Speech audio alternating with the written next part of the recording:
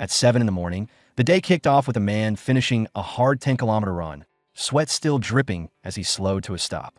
From there until noon, he trained non-stop, practicing kendo and striking a wooden dummy 500 times straight to the head. By 5 in the evening, he was back at it in the gym, pushing his body under the watch of a coach, following a brutal plan of bench press, squats, and deadlifts, 10 reps per set, 10 sets each. To repeat this routine for 14 straight days, he had already handed in his resignation at the office, choosing to quit his job without hesitation. He remembered someone calling him insane for throwing away his career just to train his body, and, as the thought lingered, he quietly admitted that maybe being crazy wouldn't have been so bad. Right then, a glowing system window suddenly appeared in front of him. It announced that the door of the end was about to open and that only 5 seconds remained before the end of days arrived. The system urged him to prepare, issuing quests meant to strengthen him for the coming catastrophe. As the seconds ticked away, the counter hit 0, and the end of days finally descended upon the world. 15 days earlier, every person received an alert on their phone warning of a severe disaster, stating that monsters had appeared near Inwang Mountain and that nearby residents had to evacuate immediately to avoid encountering them. The sudden message left people baffled, with many assuming it was nothing more than a bad joke or a false alarm. Moments later, a live news broadcast appeared on their screens, where a field reporter confirmed that the monsters were real and that the situation was no prank. Wanting better footage, the reporter told viewers he would move closer to get a clearer look at the creature. Instantly, the comments section exploded, with people desperately typing that the monster was standing right behind him. Laughing it off, the reporter said he didn't believe them, insisting he had checked just seconds ago and the monster hadn't moved at all. In the next instant, the creature appeared directly behind him and killed him on the spot. The sudden scream echoed through the broadcast, shocking a man watching the scene, Lee Hoyoung. As Lee Hoyoung continued down the street, he felt uneasy because the video he had just watched looked disturbingly real, and disaster alerts kept buzzing on everyone's phones all day, making him wonder what was truly going on. He thought bitterly that life was already hard enough just trying to earn a living, so the idea of monsters suddenly appearing was something he refused to accept. Convincing himself it had to be another fake clip like so many others online, Lee was about to dismiss it all, until he lifted his head and froze at the sight of a wounded monster lying right in front of him. Confusion rushed through his mind as he wondered why a creature like that was hurt and collapsed on the ground. Fear took over almost instantly, and his first instinct was to turn around and run as fast as he could. Trying to ignore what he saw, Lee loudly muttered an excuse to himself, claiming he had to hurry home because his math teacher was coming today. At that moment, the injured monster weakly reached out to stop him and looked up with an oddly innocent expression, asking Lee to help. Lee hesitated, unsure if the creature was truly begging for assistance. But no matter how pitiful it acted or how cute it tried to seem, its terrifying appearance made his skin crawl and kept him from getting any closer. Lee told himself that he was human and the being in front of him was a monster, and he wasn't kind enough to feel sympathy for something like that, insisting that no matter how pure those eyes looked, he couldn't bring himself to help it. But then the creature slowly pulled out a small picture, showing what looked like its family, crying as it pointed again and again, clearly begging to return to them. Seeing that broke something inside Lee, and before he could stop himself, he gave in and chose to help the monster after all. Not long after, Lee was back at his house when a system window suddenly appeared, informing him that he had obtained a silver goblin pill, and that consuming it would grant him an unknown, hidden benefit. Lee stared in disbelief, thinking it was strange enough that he had helped the monster, but now he had even received a reward from it, which didn't match what monsters were supposed to be like. Curious about the gift and confused by the system that kept popping up, Lee reached out and touched the screen, wondering if it was some kind of advanced hologram. His thoughts then shifted to the pill itself, questioning what would happen if he actually swallowed something given by a monster. At that exact moment, a breaking news alert flashed across the television, where a reporter announced that massive, unknown structures had suddenly appeared across the world, shaped like towering spires, and that all contact had been lost with the U.S. military units sent inside one of them. Hearing the broadcast, Lee froze in disbelief as monsters and mysterious towers became reality, making him wonder if the end of the world had truly begun. Just then, as he held the pill in his palm, a violent blast shook the area outside his house. People screamed and scattered in panic, and moments later, everyone stopped in shock when a massive tower rose from the ground without warning. The reporter urgently announced that another enormous tower had appeared in Korea. Staring at the structure, standing dangerously close to his home, Lee tightened his grip and made up his mind to use the pill the monster had given him. He wasn't sure if this choice was right, But he knew this was the only moment he would ever dare to do something so reckless as swallowing a monster's gift. Without hesitating further, he consumed it, and instantly a powerful force burst out from his body. The system reappeared, informing him that he had acquired the Sage status window, a blessing meant to greatly increase his chances of survival. Shimmering fragments like puzzle pieces gathered in midair, slowly shaping themselves into a radiant book. Lee reached out in disbelief, staring at the glowing book now resting firmly in his hands. The moment Lee opened the book, a blinding glow poured out, flooding the room, and the system appeared again with a warning. The gate to the end of days would open in exactly 15 days, for hours and 12 minutes. It told Lee to get ready for what was coming and strongly advised him to train his body, immediately assigning a series of tasks that included strength workouts, endurance training, and practicing kendo for the time he had left. Faced with this message, Lee chose to obey without hesitation. Days slipped by as he followed every instruction, cutting off everything else in his life and dedicating all 15 days solely to training. When the countdown finally reached its end, the door of the apocalypse opened. The system alert that followed caught Lee off guard, as it looked nothing like what he had imagined. A dull sword suddenly appeared in front of him, leaving him staring in disbelief at the weapon that had just been summoned. The system then announced that the game had officially begun and that the tutorial phase was over. Finally, it informed him that his aptitude test was complete and that, based on the collected data, he would now receive the class best suited for him. The system announced that Lee had been assigned the class of combat swordsmanship, and the moment he saw it, he was taken aback, never expecting something like that. It then instructed him to check his status screen for full information, but when Lee opened it, his head spun as countless panels and lines of text appeared all at once. After calming down, he focused and noticed that he was a level 1 swordsman with a level 1 basic sword skill. His attributes, endurance, power, speed, and perception, were all extremely low, which made sense since he had only just begun. Rising to his feet, Lee gripped the sword in his hand, excitement bubbling up as the reality of being a combat swordsman finally sank in. He felt that this was the true starting point of everything. At that moment, the system displayed 2 mission choices he had to clear at least one of. The first task was to stay alive inside the forest for a full hour, while the second was to locate an exit and escape the area. Lee frowned, wondering that if this really counted as a tutorial, shouldn't it give him some breathing room before throwing him straight into danger? Lee checked the guidebook stored inside the system, and it clearly advised him to use the entire 60 minutes of the tutorial to hunt as many creatures as possible. It even warned that picking the escape option would slow his growth and was strongly discouraged. This surprised Lee, especially when he realized he could still access the Sage's status window during the tutorial phase. At that moment, he understood why the system had pushed him to train his body beforehand. It had predicted this exact scenario. Following the guide's advice, Lee decided that running away from the forest would be a waste. Just then, the system announced that the tutorial had officially begun, and almost immediately, a small creature appeared before him. Lee blinked in confusion when he saw it was only a level 1, one-horned raccoon, far cuter than he imagined a monster would be. That illusion shattered instantly as the creature twisted its face into a feral snarl and leapt straight at him. Acting on instinct, Lee swung his sword and cut it down cleanly, realizing with surprise that defeating it was far easier than he expected. The system immediately declared that the one-horned raccoon had been defeated, and Lee was rewarded with experience for the kill. Since the creature fell from single use of basic sword technique, Lee figured it was weak by design, nothing more than a beginner enemy. He then noticed that activating the skill had drained 2 points of mana, and with only 10 mana in total, he realized he could swing it just 5 more times. That realization made him cautious, and he decided he would need to save his mana carefully while continuing the hunt. After cutting down monster after monster, a sudden change occurred as his level finally increased, pushing him to level 2, and along with it, his health and mana fully recovered.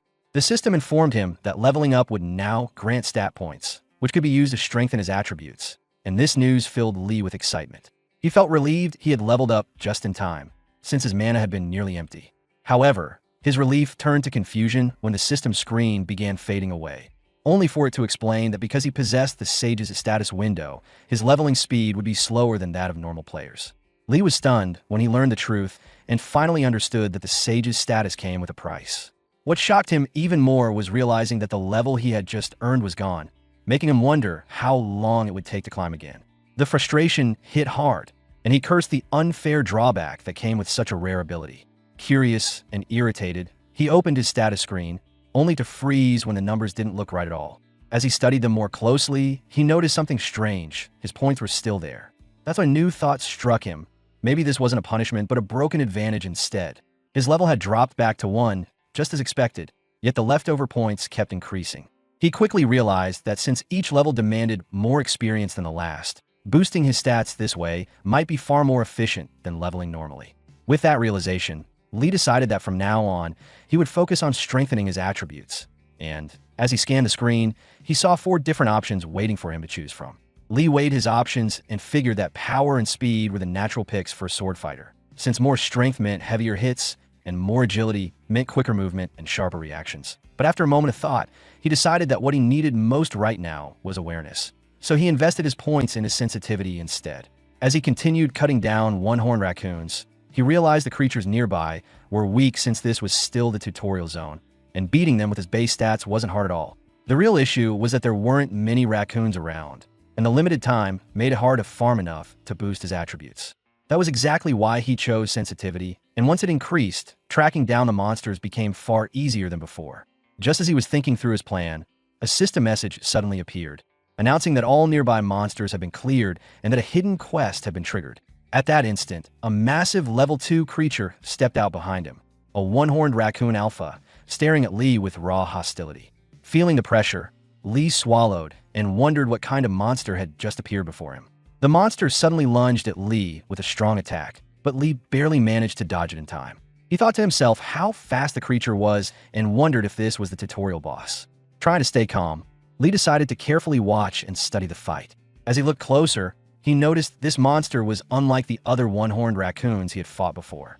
Even though it was stronger, Lee believed it was still possible to beat it. After a tense battle, the system popped up, announcing that Lee had defeated the one-horned raccoon alpha and completed the hidden quest, rewarding him with some gold. Then the system declared the tutorial was finished. Lee realized that the hour had felt longer than he expected, but was relieved it was finally over. However, when he opened his eyes, he was shocked to find himself in a completely new place, standing among a crowd of other people. Just then, a loud announcement congratulated everyone for finishing the tutorial. It explained that they were now in the tower's lobby, specifically in the C-2567 area. Lee was puzzled by the word lobby and wondered what it meant. Looking around, he saw 14 men and 11 women and guessed they had all completed the same tutorial and were brought here like him. Most people seemed scared, which made sense since the world had changed so much in just one day. Lee thought that if he hadn't known the world was ending, he'd probably be scared too. He told himself to stay calm and promised to survive this challenge. Suddenly, a woman asked where exactly they were. At that moment, a small figure appeared and told her they were inside the tower called the Tower of the End. When the woman looked down, she couldn't believe her eyes. A rabbit was talking back to her. The rabbit introduced itself as Kumkum, the manager of the tower's lower floor. Everyone stared in disbelief, bombarding Kumkum with questions. How did it suddenly appear? Was it just a kid in a rabbit costume? Or maybe it was the one who had gathered all of them in this strange tower. Kumkum sighed quietly, knowing this was the usual reaction from people. Then Lee stepped forward, asking Kumkum one important thing. If this really was the end of the world, what were they supposed to do now? Kumkum smiled slyly and told Lee that was a very smart question.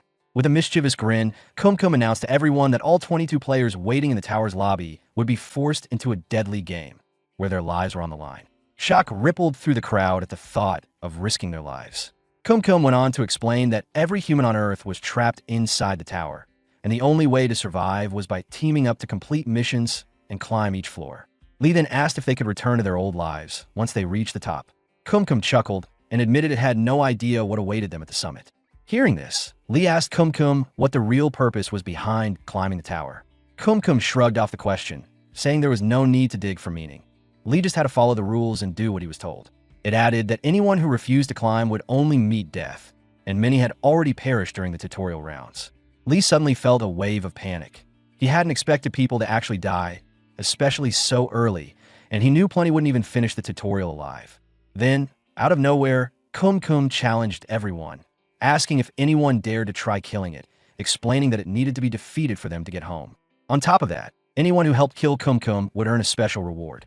The crowd was stunned and confused, but Lee immediately suspected a trap. Kumkum didn't look powerful, but being level 55 meant Lee had no chance in a fight. Deciding it was safer to hold back and watch for now, Lee hesitated, But just then, a system message appeared, ordering Lee to assist the lower floor manager, Kumkum, in getting home. Lee mulled over the whole situation, wondering how exactly he was supposed to help Kumkum get home, and if it was even safe to try attacking the rabbit.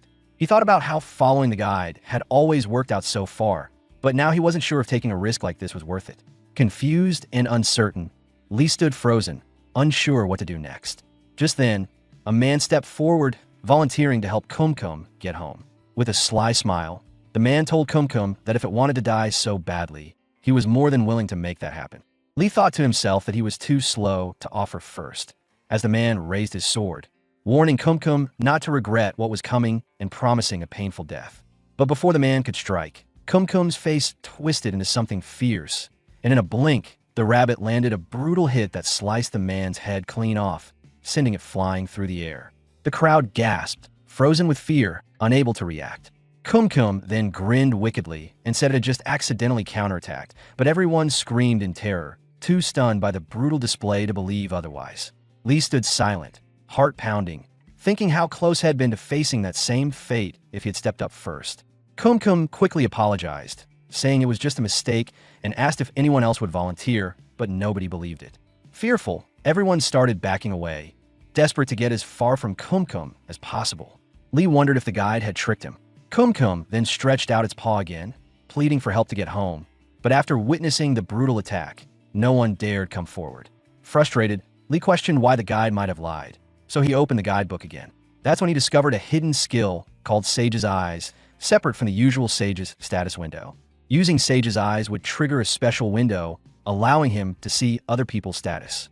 Curious why this new skill appeared out of nowhere, Lee activated Sage's Eyes on Kumkum.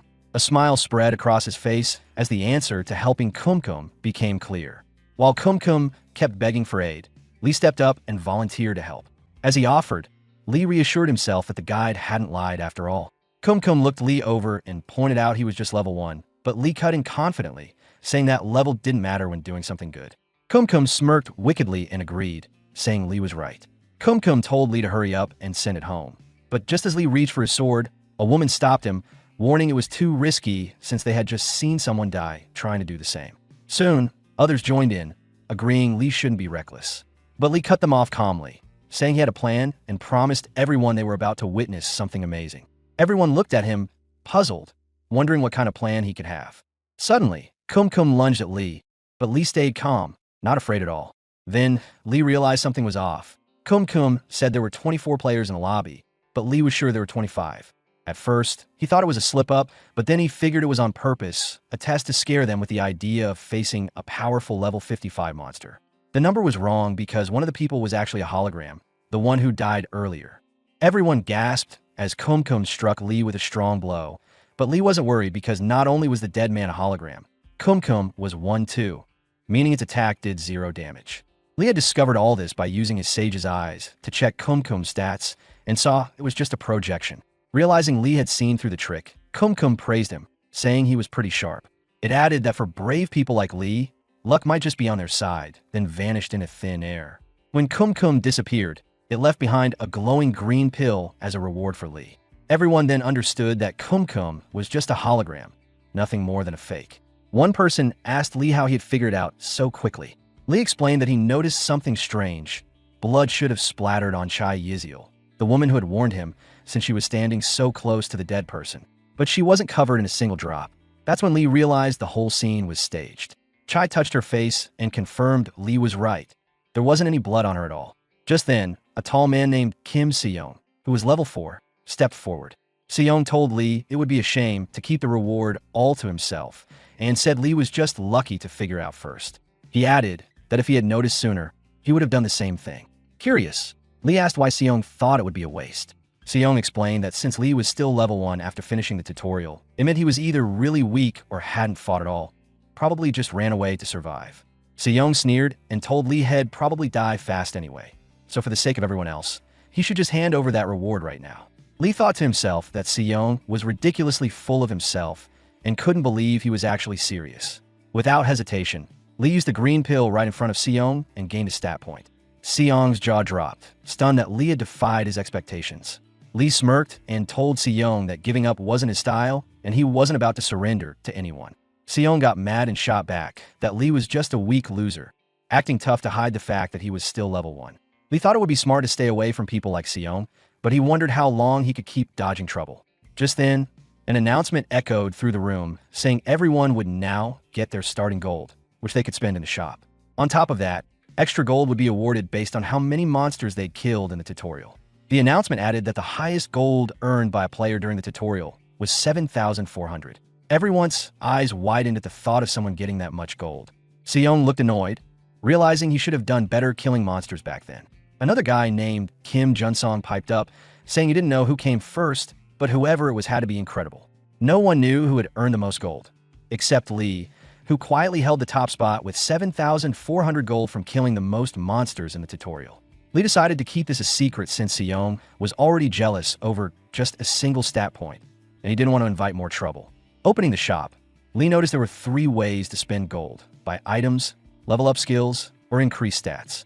Lee chose to spend half his gold on boosting his stats, raising his strength, stamina, agility, and sensitivity all by 20 points. While he focused on upgrading, Sion grew visibly angry because leveling skills cost a lot. Spotting Sion's frustration, Lee decided to spend 1,500 gold improving his basic sword skill. He also picked up some new clothes since he was tired of wearing the same gym uniform. Just then, Chai Yiziel approached Lee, saying she wanted to ask for his advice. Surprised, Lee asked why she had come to him when he was just level 1. Yiziel smiled and said she didn't care about his level. She admired his courage instead. Lee was taken aback by her words. Curious, he used his skills to check her stats, then asked how much gold she had. Yiziel replied she had 800 gold saved up. Lee noticed that Yiziel was being honest about her gold. She didn't try to hide anything. He quickly decided to keep his secret cheat key to himself. To keep things casual, Lee asked if Yiziel liked exercising, and she replied that she didn't mind walking. Lee guessed her stamina probably wasn't very strong, and Yiziel nodded in agreement. He told her that if her stamina was low, she should focus on improving it first, because no matter how much gold she spent on items, she wouldn't last long without enough stamina. Feeling encouraged, Yiziel thanked Lee and promised to follow his advice. Suddenly, an announcement came through saying the first floor mission would start soon, and they needed to form teams of 3. If anyone didn't have a team, they'd be assigned to a random group. Players were given 3 minutes to choose their parties. Lee thought to himself he expected a group mission eventually, but not this soon. Then Junsong spoke up, suggesting since everyone could see each other's levels, they should also share their classes. Following his idea, players began revealing their classes and started picking teammates they wanted to join for the mission. Yiziel approached Lee and asked if he wanted to team up for the upcoming group mission, becoming the first member of his party. Lee didn't hesitate to agree. Having a healer like Yiziel on his team was a big advantage, but things weren't as easy with the others. Every single one of them turned down Lee's offer to join his group. Lee figured that even though they had a healer, people probably didn't want to team up with someone as low level as him. It made sense. A level 1 swordsman wasn't exactly a tempting partner. Watching the others, Lee saw that most players had already formed teams with people around their own level. The only ones left without a team were the people Lee least wanted to be with. After a few minutes, an announcement said the 3-minute team building window was over, and anyone without a full party would be assigned randomly. It also announced that the first floor mission was about to start. Sion, now stuck in the same group as Lee and Yiziel, grumbled that he was unlucky to be teamed with a low-level bottom feeder like Lee. Lee thought to himself that he didn't want to be teamed with Sion either, but surprisingly, Sion was even less popular despite being level 4. Sion glared at Lee with annoyance and snapped, "What are you staring at? Just move away." Lee wondered if working with Sion was even possible, but he quickly made up his mind. No matter what, he'd find a way to cooperate with Sion if he wanted to survive in this tower. Right then, the system popped up with their mission: eliminate the Cobalt tribe within 12 hours. As the trio walked through the forest, they finally reached the Cobalt camp. Sion turned to Lee and said he would take care of wiping out the tribe, warning Lee not to get in his way. Lee reminded Sion that this was a team mission, not a solo job. That made Sion furious. He called Lee a loser and said he was only letting Lee tag along out of kindness. So, Lee had no right to boss him around. Lee sighed and replied, "Fine, he'll just ride on your coattails and see how well you do." Lee decided to just go along with Sion for now. Sion told him, "You've been riding my coattails from the start, so why act all rebellious now?" He added that Lee should only start trying hard when his life was actually in danger. Lee gave a sarcastic, "Thanks for the advice." Yiziel looked worried, wondering if their team was going to hold together. As they neared the Cobalt camp, Sion grumbled about all the bugs around, while Lee grew annoyed at Seong's complaining and hoped they could finish the mission without problems. Looking up, Lee noticed there really were a lot of bugs, which made sense since they were in the mountains. Yahello then asked Lee if the kobolds were strong. Lee said they might be tougher than the one-horned raccoon they'd faced before, but since they were still level 1, they should be able to handle them. He also warned Yahello to stay alert, because in the Tower of the End, anything could happen. Yahello nodded in agreement. As they got closer, Lee noticed the kobold was level 5 and incredibly muscular from head to toe. He was surprised because this monster was way tougher than the ones they had faced in the tutorial. Yahello also spotted the kobold and told Lee it was clearly stronger than before, then asked what their plan was. Lee suggested they should first check the area carefully since there might be more kobolds hiding nearby. But before Lee could finish, Seong suddenly stepped into the open and snapped at Lee, saying it was because Lee kept hiding instead of fighting that he was still stuck at level 1. Without waiting, Seong charged straight at the kobold and struck it hard on the head. Lee and Yahello were shocked Seong would just rush in like that without a plan. Seong's hit didn't do much damage, and the angry kobold glared back. Still, Seong didn't back down and started landing a flurry of heavy attacks. Lee thought to himself how reckless and stubborn Seong was to jump in like that alone. Just then, Yahello stepped forward, telling Lee she would support Seong by healing him. Lee felt relieved they weren't surrounded by more kobolds, or else things could have gotten much worse.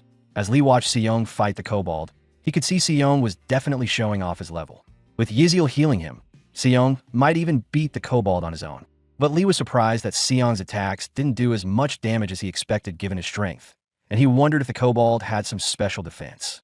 Lee quickly checked his guidebook for help. The book said kobolds were usually peaceful and wouldn't attack unless provoked.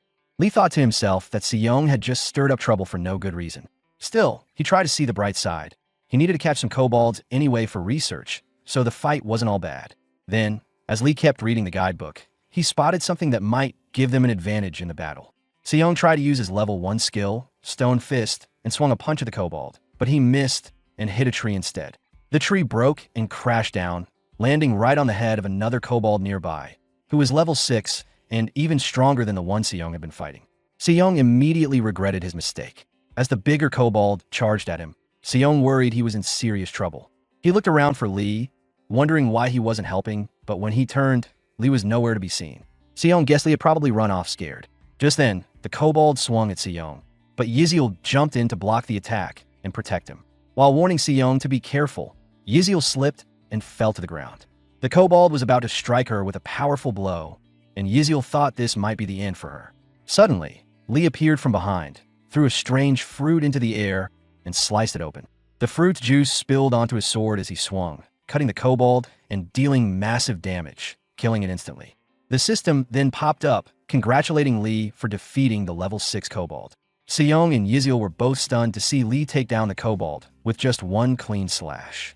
Lee smiled to himself, realizing that while the bugs ate the fruit from the trees, the kobolds hadn't touched a single one. That seemed strange. Checking his guidebook, Lee found out the fruit was called a poison apple, and kobolds were weak against poison. The book even suggested collecting these fruits from the mountain to use them in battle against the kobolds. Lee understood that using the poison apples was the secret to finishing the level 1 mission. Seong was annoyed by how things turned out, but Lee walked over to Yahello and helped her up, asking if she was alright. She thanked him and said she was fine. Lee admitted he hadn't expected another kobold to be drawn in by the fight, and said it would have been dangerous if had been late. Yahello appreciated that he arrived just in time to save both her and Seong. When Yahello asked where Lee had gone, he was about to answer, but Seong cut in angrily, calling Lee a free rider who hid safely while Seong did the hard work and only showed up to steal the final hit. Lee was puzzled by Seong's complaints, while Seong kept accusing Lee of being unfair for stealing the stat points that should have been his after fighting the kobolds. Without waiting for a reply, Seong stormed off, saying he was the bigger person since he was a higher level and would let it slide. Lee thought Seong was acting crazy. If Lee hadn't helped, Seong would have been in serious trouble or worse. Watching Seong's behavior, Lee figured Seong didn't understand the situation and would only make things harder for himself if he kept acting like this. Later in the kobold village, Seong was fighting hard, but his attacks barely hurt the kobolds. Even though the kobolds were hitting him hard, Seong kept telling himself they wouldn't take him down. But when he saw Lee and Yahello happily taking down monsters with ease, Seong wondered how they managed it so well while he kept getting beaten badly. Eventually, after getting knocked down multiple times, Seong was hurt badly and ended up on the ground, crying and begging for help because he couldn't take it anymore.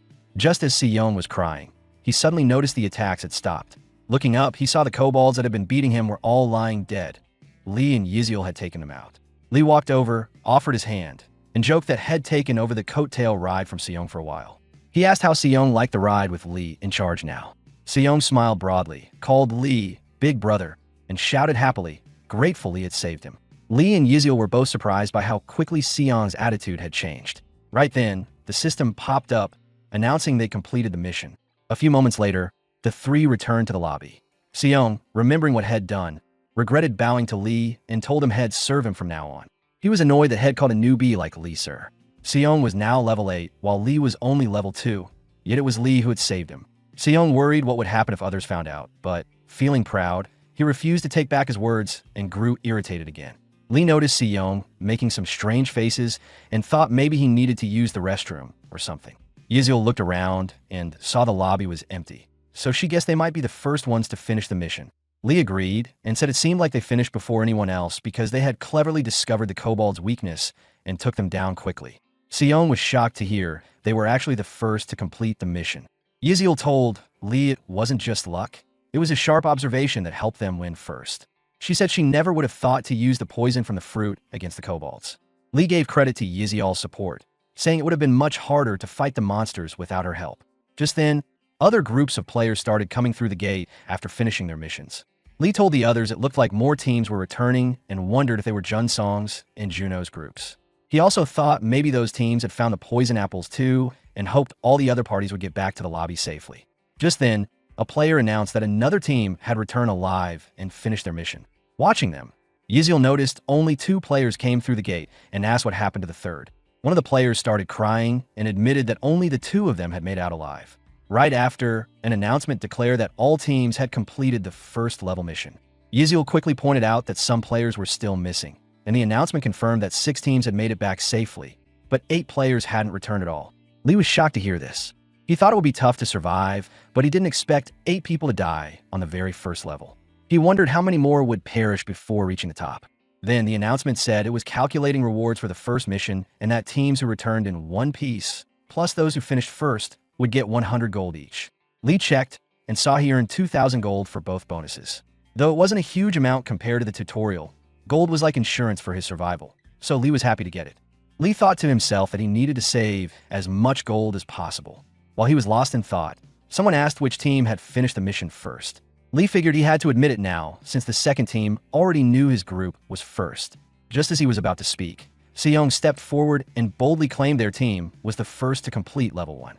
He bragged that it was no surprise they won and told everyone not to feel bad about losing. Everyone was shocked to hear Seong's team took first place.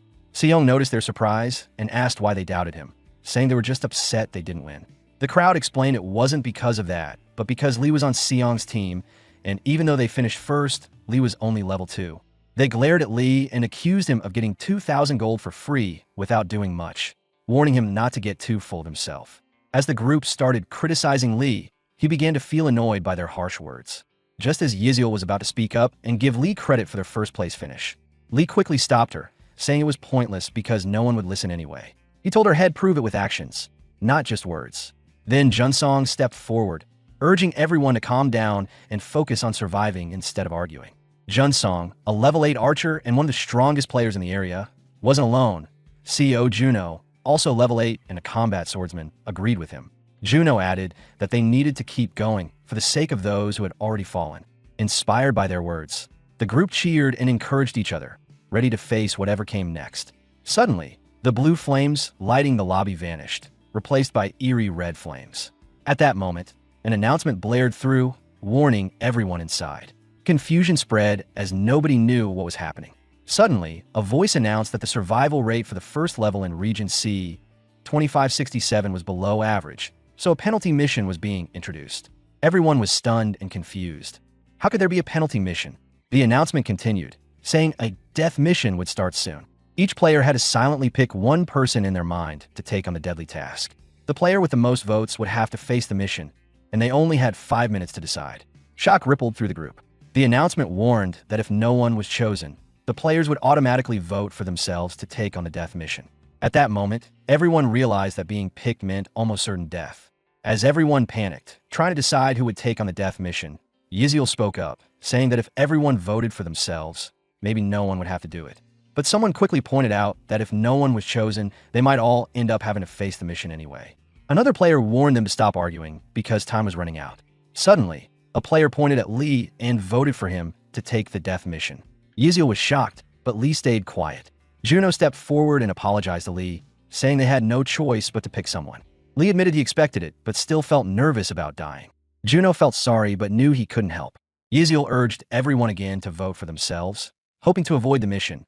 But Lee interrupted her, saying it probably wouldn't work since trust was already broken. He believed their best chance was to pick one person. As the seconds passed, more and more votes piled up above Lee's head. Lee realized the main reason was obvious. He was the lowest level, making him an easy target. Everyone seemed to have forgotten the idea that the strong should protect the weak. As Lee thought about this, Yiziel stepped forward, her face full of anger, and told the group they were being too heartless. She couldn't believe they'd treat Lee this way. One player asked Yiziel what they were supposed to do if they didn't pick Lee since none of them wanted to die, so voting was necessary. Another player added that it didn't even matter who they chose because Lee was going to die anyway since he was so weak. At that moment, Lee realized everyone's true nature was showing. Their masks had fallen off. Then Seong walked over, smirking as he voted for Lee to take on the death mission. Lee understood then how cruel and real this world called the Tower of the End really was. The timer ran out, and an announcement declared that all votes were in, and the portal to the death mission was opening. Lee stood before the glowing gate, ready to step inside. Seong spoke up, saying that now that Lee was going to die, Seong's problems were solved, and he was glad he had voted for Lee, calling himself a genius for it. Lee thought to himself that he was the chosen sacrifice, the lamb on the altar, surrounded by faces showing a mix of guilt and relief. Still, he had no choice but to face the death mission. But secretly, Lee knew this wasn't the end for him. The guidebook said he had a good chance of clearing the mission, and there was a great reward waiting. He smiled as he walked through the gate, knowing this challenge could actually help him. Back in the lobby, Yiziel sat near Seong, looking worried and sad about Lee. Junsong came over and asked if she was okay, reminding her that even though it was brief, they were still a team who looked out for each other, so it felt painful to be separated from Lee like this. Seong cut off Junsong, saying there was no reason to feel sorry. Lee was just getting what he deserved. Junsong asked Seong to explain what he meant. Seong replied that Lee was a low-level player who only rode on Seong's strength while they were in the same team, basically freeloading off him. Yiziel overheard and challenged Seong, saying it was thanks to Lee's skills that they finished the first mission so easily. Seong snapped back at Yiziel, yelling that Lee had no real skills and just got lucky, only landing the final hit after Seong had weakened the monster. Yiziel was shocked that Seong would lie, knowing perfectly well what really happened. She asked Seong if he truly believed that, because she clearly remembered Lee saving Seong when he almost died. Seong had no answer for that. Thinking quietly to himself, Seong realized Lee had actually killed most of the monsters and started wondering if Lee had some secret ability to fake his level. Suddenly, Seong grew worried. Maybe Lee wasn't really going to fail the death mission after all, and that made him nervous about Lee surviving. Junsong looked at Yiziel and Seong and said he hoped Lee was really as strong as Yiziel believed, because if Lee was, there was a chance he might survive the death mission. Yiziel, with tears in her eyes, remembered Lee's words promising to prove everyone wrong and show them he deserved respect. Wiping her tears away, she told Junsong she trusted Lee and believed he would come back safely. Junsong smiled and said he felt the same. Meanwhile, inside the gate, Lee glanced around and noticed the bodies scattered everywhere were the kobolds he had fought before, which gave him an eerie feeling. Trying to shake it off, he opened his guidebook and thought that if things turned bad, he would have voted for himself to face the death mission. He felt relieved that things seemed to be going his way, even though he was annoyed at Seong for pretending to be friendly during the mission, but then quickly betraying him as soon as he got the chance. The system suddenly announced that the kobold hunting group had returned, and the death mission was about to begin. Lee's task was clear: defeat the angry chieftain and its hunting party, furious over the loss of their tribesmen. Right then, the level 12 chieftain let out a terrifying roar, charging at Lee with all the other kobolds ready to take him down. But Lee wasn't worried. He already knew their secret weakness. Just like the others, the chieftain was vulnerable to poison, and Lee planned to use that to his advantage. Standing before the furious kobolds and their powerful leader, Lee thought it would be impossible for most players to survive this mission. Most would have given up, accepting their fate. But this wasn't any player. It was Lee, and he was ready for the fight. Coating his sword with the poisonous juice from the apples, Lee sliced through the charging kobolds one by one without much trouble. As he wiped his blade clean, Lee realized the real challenge was still ahead. The kobold chieftain was the only one left standing between him and victory. Lee charged straight at the chieftain boss, eager to see how tough this final enemy really was. He swung his sword, but the chieftain skillfully blocked the strike, pulling back just enough to reduce the blow. Lee was shocked. He hadn't expected a monster to have such a smart defense. Just as Lee was impressed by the chieftain's strength, it suddenly turned and ran, leaving Lee stunned that the boss was actually fleeing from him. As Lee chased the panicked chieftain, he couldn't help but feel disappointed. A boss running away like this seemed weak, and Lee thought the mission might end quicker than expected. Swinging his sword again, Lee believed the death mission was more like an easy bonus round that anyone could finish. But just when Lee tried to land the final hit, his sword suddenly couldn't cut through the chieftain's body anymore, catching him completely off guard. The chieftain then stared up at the full moon, and something inside it seemed to awaken. Without warning, it struck back hard, slashing Lee across the right shoulder with a powerful attack. In the lobby, Seong stood with a big ego and told everyone that since Lee was already dead, there was nothing to worry about. He claimed he would carry the whole group through the floors alone. Yeziel ignored Seong's boasting and quietly prayed for Lee's safe return. Annoyed, Seong snapped at her, saying it was pointless to pray for someone who was gone. Furious, Yeziel scolded Seong, telling him he should at least have some heart, even if the world was falling apart. Seong was caught off guard by her words. Yeziel then asked him what he would do if Lee actually came back alive, but Seong quickly cut her off, insisting Lee had no chance of surviving the death mission. As the two argued, Yeziel suddenly spotted movement by the portal. Everyone turned to see a figure stepping through, and it was Lee. Junsong looked stunned, while Juno grinned with relief to see Lee alive. Just then, an announcement declared that Lee had survived the death mission and returned safely. Smiling, Lee told everyone proudly that he had made it back alive and well.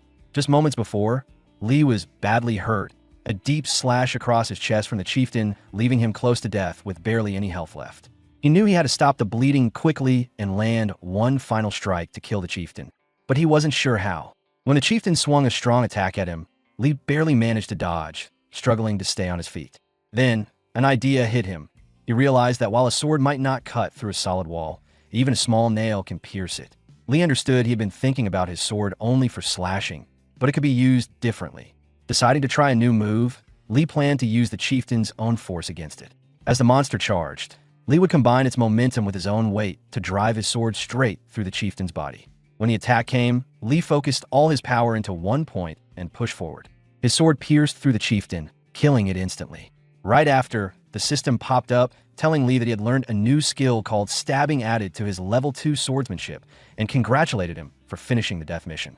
Back in the lobby, Yeziel saw Lee return alive and immediately rushed to hug him. But Seong suddenly pushed her aside in panic and grabbed Lee instead. Seong, overwhelmed, confessed he had always believed Lee would survive the death mission. Both Lee and Yeziel were baffled by Seong's sudden change of behavior. Seong, still nervous, admitted that even a deadly mission couldn't stop Lee, the strongest person around, from coming back. Lee felt annoyed by Seong's act and wanted to teach him a lesson, but held back. Then, a player stepped forward and asked if Lee had truly completed the mission. He said he was glad Lee was safe, but was surprised that Lee's level was still stuck at 2 despite supposedly finishing such a tough challenge. Others started doubting if Lee really cleared the mission or if it was just like the earlier event with the hologram rabbit. Lee's mind drifted back to his past, remembering how the world seemed determined to keep the weak down. He recalled how in school, even though he worked hard and scored top marks, no one believed him. Instead, they accused him of cheating and called him a pathetic orphan. Even now, people didn't trust Lee. They believed he must have hidden somewhere safe until time ran out, finishing the mission without really trying. One player said it made sense because someone as low level as Lee couldn't possibly fight well, so he must have just gotten lucky. Hearing this, Lee realized that some people's minds don't change easily, and though he was angry, he chose to stay calm and not react. Just as Lee was about to speak, Yeziel stepped forward and told everyone to stop gossiping and doubting Lee's skills since he had already proven himself by surviving the death mission. Watching Yeziel, Seong suddenly jumped in and agreed with her. He said they had failed to celebrate the great return of Lee, the strongest player around, and instead, they spoiled the mood and lost their heads. Lee looked at Seong, confused by his sudden behavior, thinking Seong was the craziest person there. Still, Lee smiled quietly, feeling a bit comforted knowing some people were truly on his side. Lee thought to himself that no matter what others thought of him, He wanted everyone to survive in the tower. To make that happen, he needed to prove something important to them. So, Lee spoke up and said he had something to show. Then, he pulled out a bright red sword called the Indomitable Sword, a rare weapon that boosted attack power by 15%. Everyone was shocked to see Lee had such a powerful sword. They felt like he had a secret cheat. Junsong said he was surprised Lee still had the poison apples and admitted Lee really was as impressive as Yziel said. Lee just shrugged and said it was all luck. Junsong then said that the rare and powerful sword Lee had gotten was way more useful for surviving than just gaining experience points. But Lee reminded them all that they almost let him die, which made everyone suddenly nervous. Juno stepped forward and agreed with Lee, admitting that he had tried to excuse their actions by thinking sending Lee to the death mission was necessary. But deep down, Juno knew it was selfish. They only cared about saving themselves and didn't think about Lee. Even though they all realized that picking the lowest level player, Lee, was basically condemning him, they still pushed him into danger just to protect themselves. Juno bowed his head deeply to Lee, apologizing for everything he and the others had done. With tears in his eyes, he said how relieved he was that Lee had survived. As Lee watched Juno's sincere apology, another player named Seo Eun-jin suddenly cut in, telling Juno he didn't need to go that far because someone had to be chosen anyway. She added that Lee came back alive with a rare item, so things had turned out okay after all. Juno got angry hearing that and snapped at Eun-jin, asking how she could say such a thing to Lee. He told her she should at least feel some guilt for what they put Lee through. Eun-jin just smiled and shot back that Juno had no right to judge since he had also voted for Lee to take the death mission. Right then, Lee stepped between them, interrupting the argument. He said he wasn't bringing up the past to blame anyone, but to prevent it from happening again.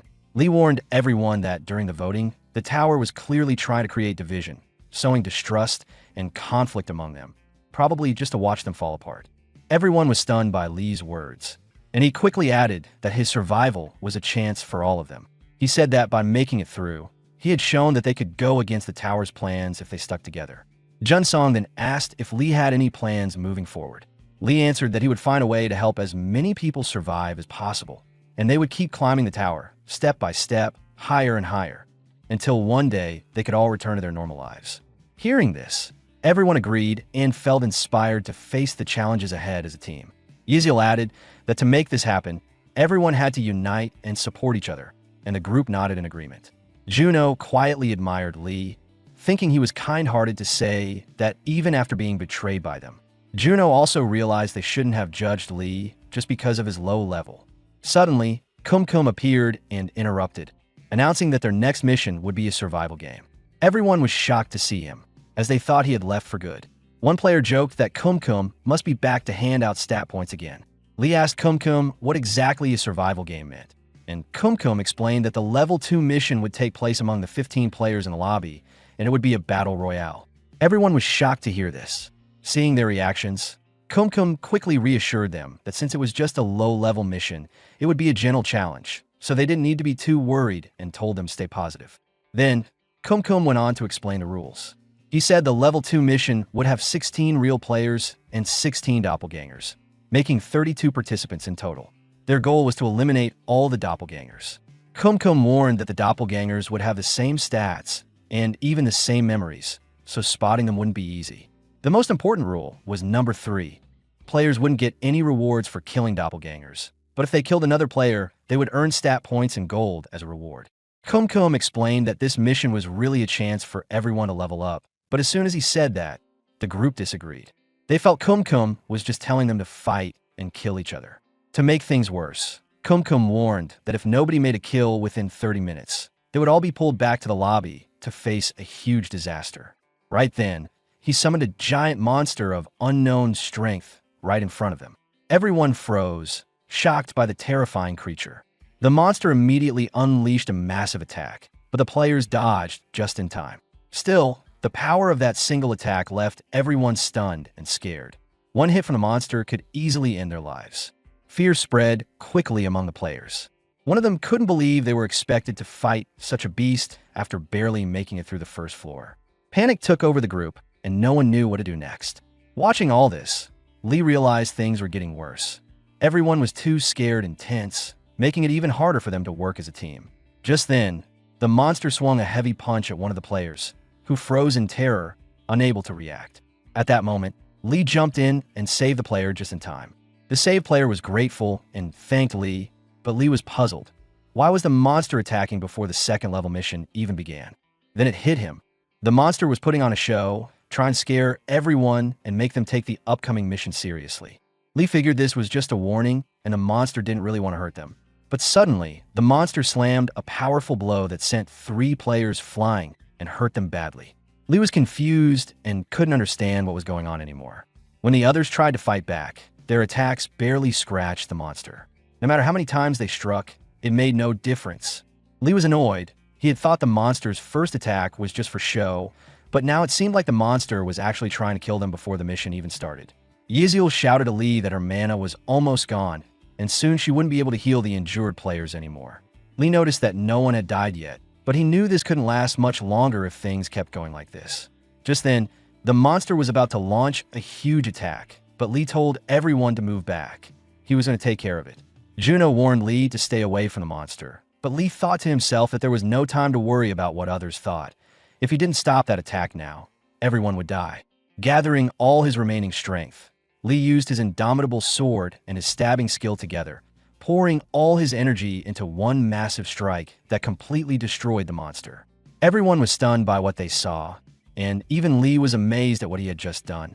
Cheers broke out as the monster was finally defeated, but Lee started wondering if his sword was really that powerful. Just then, the system appeared and warned Lee that he would be exhausted for 3 minutes because he had pushed his body beyond its limits. Without any energy left, Lee collapsed right away. 3 minutes later, the system announced that Lee's exhaustion was over, and Lee slowly woke up.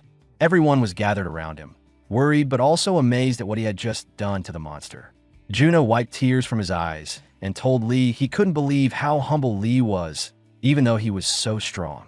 Juno also joked that Lee's fainting at the end was like a perfect performance. Lee stood up and asked what had happened to him and the monster they had been fighting. Just then, Kum appeared, excitedly explaining that the monster had been sent away. He said the attack was just a warning to show them what would happen if they didn't follow the mission's rules. Lee realized the monster was only there to scare them into paying attention. Kum then said it wasn't very thrilling since everyone was acting too friendly, even though they almost died moments ago.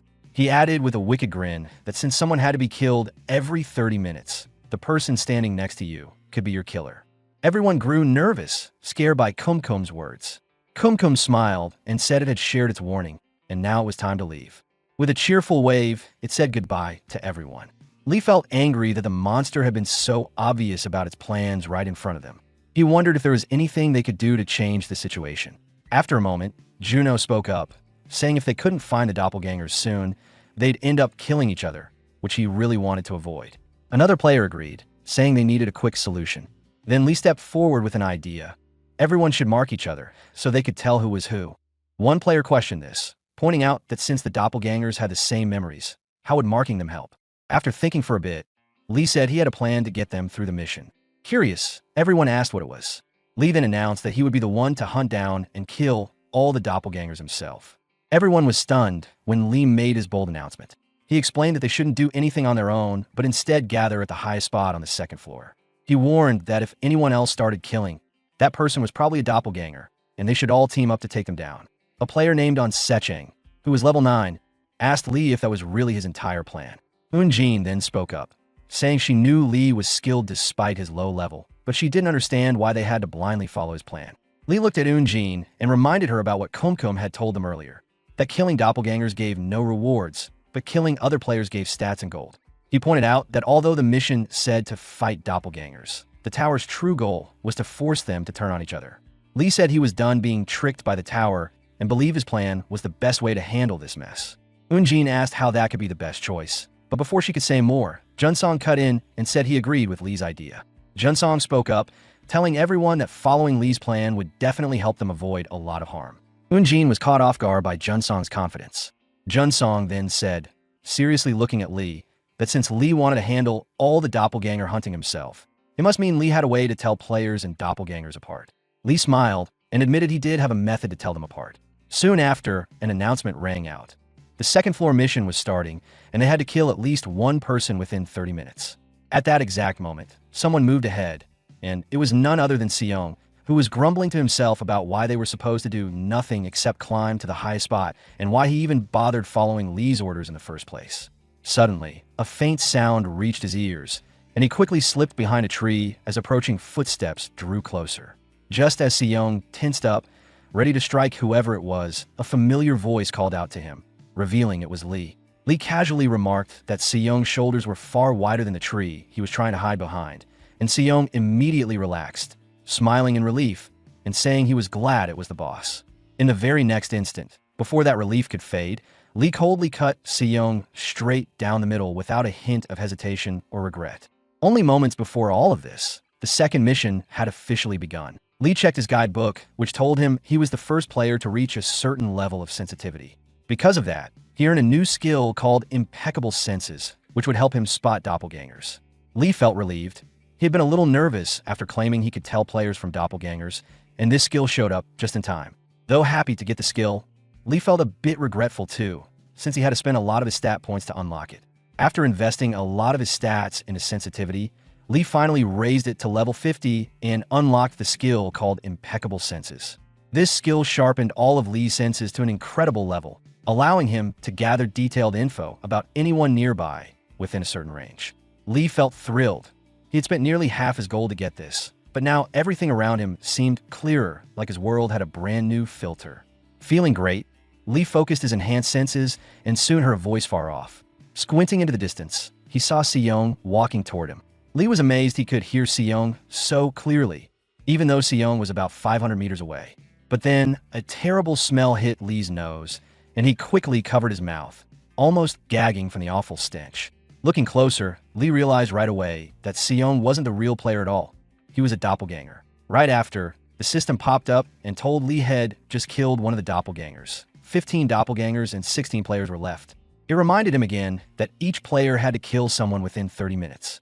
Lee realized the doppelganger acted so real until the very end, and he felt a little bad about killing it. But he pushed those thoughts aside, glad that now he could clearly tell who was real thanks to his new skill. Lee hoped everyone else was following his plan too. Lee felt relieved that everyone had agreed to follow his plan, especially after Junsong supported it. Still, he couldn't shake off his worry. Anything could happen at any moment. He just hoped everyone would make it safely to a high point on the map before trouble struck. Just as Lee finished speaking, a system alert rang out announcing a player's death, and the message left him stunned, his mind instantly racing as he questioned whether the doppelgangers had begun slaughtering players or if another human was behind it. With Seong's name surfacing as a troubling possibility he couldn't ignore, yet no matter how much he thought, he realized there was no way to learn the truth on the spot. So abandoning hesitation, Lee sprinted ahead, convinced that finding the killer quickly was the only option left to him. And to gain a better view, he scaled a towering tree and swept his gaze across the terrain, where he soon spotted a motionless body sprawled on the ground with a lone figure standing beside it. And the moment he recognized the figure as a doppelganger, Lee leapt down and rushed in without pause, striking it down before it could react, triggering another announcement declaring the doppelganger's death, which made Lee release a breath he hadn't realized he was holding, thankful he had arrived in time to stop further bloodshed. And after offering a brief prayer for the fallen player, something caught his attention as he inspected the doppelganger's weapon, because it didn't align with the fatal wound at all, which had clearly been made by an arrow. And as that realization settled in, Lee noticed Junsong standing far away, bow drawn, and aimed straight ahead. Lee immediately slipped behind the tree, his thoughts spiraling as he wondered if there was yet another attacker lurking nearby. And when he focused on the figure in the distance, he quickly realized it was a player with an arrow embedded in his back, making Lee question whether that injury had been caused by the doppelganger instead. So he cautiously called out to Junsong and asked if he was still alive, then warned him to stop moving. But Junsong, clearly shaken, replied that although he didn't want out Lee, he had no way to confirm whether Lee was human or a doppelganger. So he insisted they keep their distance for safety, to which Lee responded that killing the doppelganger right in front of him should be more than enough proof. And after a brief pause filled with tension, Junsong finally accepted his words, only to suddenly lose strength and collapse, forcing Lee to rush over in panic to check on him. And after they steadied themselves and began moving again, Junsong apologized with a heavy voice, blaming himself for letting the doppelganger escape earlier and believing that his mistake had led to others losing their lives, admitting how terrifying it was to know something wearing his face was harming innocent people. But Lee firmly reassured him that none of it was his fault and that everyone trapped here was merely a victim of the tower. telling him their only priority now was surviving and escaping. When Lee suddenly sensed movement and spotted two figures approaching, revealing themselves as Juno and Yiziel, who looked relieved to see them safe and immediately expressed their concern after hearing that two players had already died. And as Yiziel stepped forward and offered to heal Junsong, Lee abruptly moved in front of him and ordered Junsong to step back, declaring that the two standing before them were doppelgangers, causing Yiziel and Juno to freeze in shock for a heartbeat before their expressions twisted and they openly revealed their true nature. The pair didn't hesitate for even a second and lunged straight at Lee, while Juno spoke with a twisted smile, saying it saddened him and asking whether Lee was still upset about how things had turned out earlier, as Junsong, standing nearby, calmly declared that he would handle the remaining doppelganger himself. Yet despite the chaos, Lee's thoughts raced as he questioned why the doppelgangers would confront him so boldly, especially Yiziel, who carried memories and should have known exactly how dangerous Lee truly was. And while the two kept pressing him without pause, Lee was suddenly snapped out of his thoughts when an arrow shot toward him at high speed, which he narrowly avoided, though the tip grazed his face and drew a thin line of blood. And just then a mocking voice echoed through the area, lamenting that it was a shame because he had believed the situation was already checkmate, a voice that unmistakably belonged to Junsong, who now stood grinning cruelly with his bow aimed directly at Lee. As the two doppelgangers quickly fell back to his side, and all three locked their gazes on Lee at once, revealing that earlier, right after Lee had killed a doppelganger, someone had been secretly watching him from afar, and that observer had been Junsong himself, because everything up to this point had been a carefully laid trap, one Lee had walked into completely, with the arrow lodged in Junsong's back being self-inflicted to sell the act, and with a casual apology for getting a little carried away. Junsong smoothly changed the subject and asked Lee what he was feeling now, betrayal, helplessness, or rage, before breaking into unsettling laughter that rang through the clearing. At that instant, Junsong was caught off guard by sudden laughter echoing through the clearing, laughter that came from Lee himself, and Lee calmly spoke up, saying he'd been wondering how long Junsong planned to keep pretending, adding that Junsong seemed far more unhinged than he had expected, which made Junsong scoff and accuse Lee of acting as if he had known the truth from the very beginning, only for Lee to flash a confident grin and explain that he could see every player's status window, openly labeling Junsong as a murderer, causing Junsong to fall silent for a brief moment before remarking that this revelation made things interesting, asking if the tower had granted Lee such an ability and admitting his envy. But Lee cut him off, saying he was tired of pointless chatter, then bluntly questioned why Junsong was doing all this and whether gold and stats truly mattered enough to justify killing real people. To which Junsong casually replied that he didn't need a reason at all, claiming that in this beautiful world, killing brought no punishment but instead generous rewards. And with a twisted smile, he loosed another arrow at Lee while admitting he could no longer restrain himself after learning that truth, as Lee briefly wondered if something deeper had driven Junsong to this point before rejecting that thought entirely, concluding that Junsong had simply worn a mask until now and was nothing more than a bloodthirsty lunatic. And as the battle fully erupted between the two sides, Lee quickly found himself under heavy pressure while facing all three at once, realizing that Junsong still hadn't revealed everything he was capable of, making the fight even harder, especially because of their formation. A healer backing them up, an archer attacking from afar, and a close-range fighter pressing him nonstop, left Lee with almost no room to breathe or counter.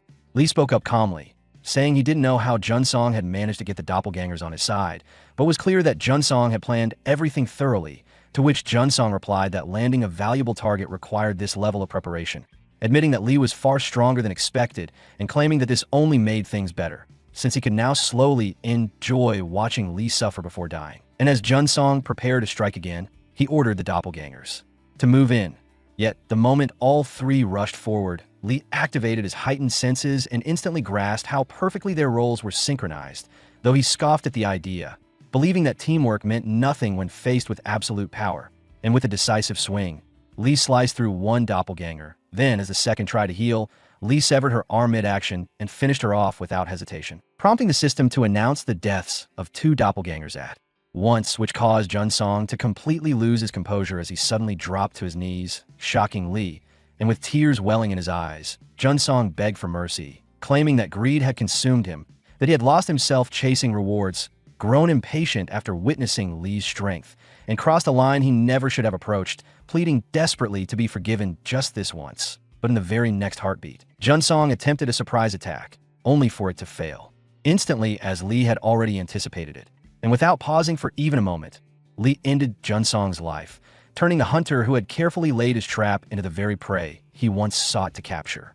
At that moment, a system alert flashed, announcing the death of another player, and Lee stood frozen, silently coming to terms with the fact that he had just ended the life of an actual human, when suddenly red text filled his vision, informing him that the player who had accepted the role of Star Killer was now dead, and that Lee had been chosen as the replacement, a revelation that left him completely shaken. And before he could fully grasp it, the system explained that accepting the title would grant him powerful stat boosts along with the loyalty of nearby doppelgangers. Yet Lee remained stunned, barely aware of his surroundings, until a presence manifested before him, causing him to tense as he questioned who this figure could be. And then a strikingly beautiful woman appeared, extending her hand and calmly asking whether he wished to accept the offer, which only deepened Lee's confusion as everything began to click, making him realize that this was exactly how Junsong had gained control over the doppelgangers. And although Lee set that thought aside and examined the rewards being offered, he couldn't deny how tempting and overwhelmingly generous they were. But as he reflected more carefully, Lee admitted to himself that while killing doppelgangers hadn't weighed heavily on him since they weren't truly human, the tower would eventually force him into battles against real people, possibly even other Star Killers. And despite understanding the advantages and the danger ahead, Lee made his choice, firmly rejecting the challenge with unwavering resolve, declaring that no matter what, he refused to walk the same twisted path as Junsong or become a deranged monster obsessed with murder. A short while later, Lee finally arrived at the meeting point and found the rest of the group already waiting, and almost immediately, Seong popped up in front of him with an overly cute expression, complaining about why Lee had taken so long, which made Lee briefly wonder if life would be easier if he just snapped and eliminated Seong on the spot. But pushing that thought aside, Lee praised everyone for their efforts and thanked them for trusting and following his plan, only for the players to quickly ask what their next move should be and whether Lee truly had the ability to tell doppelgangers apart.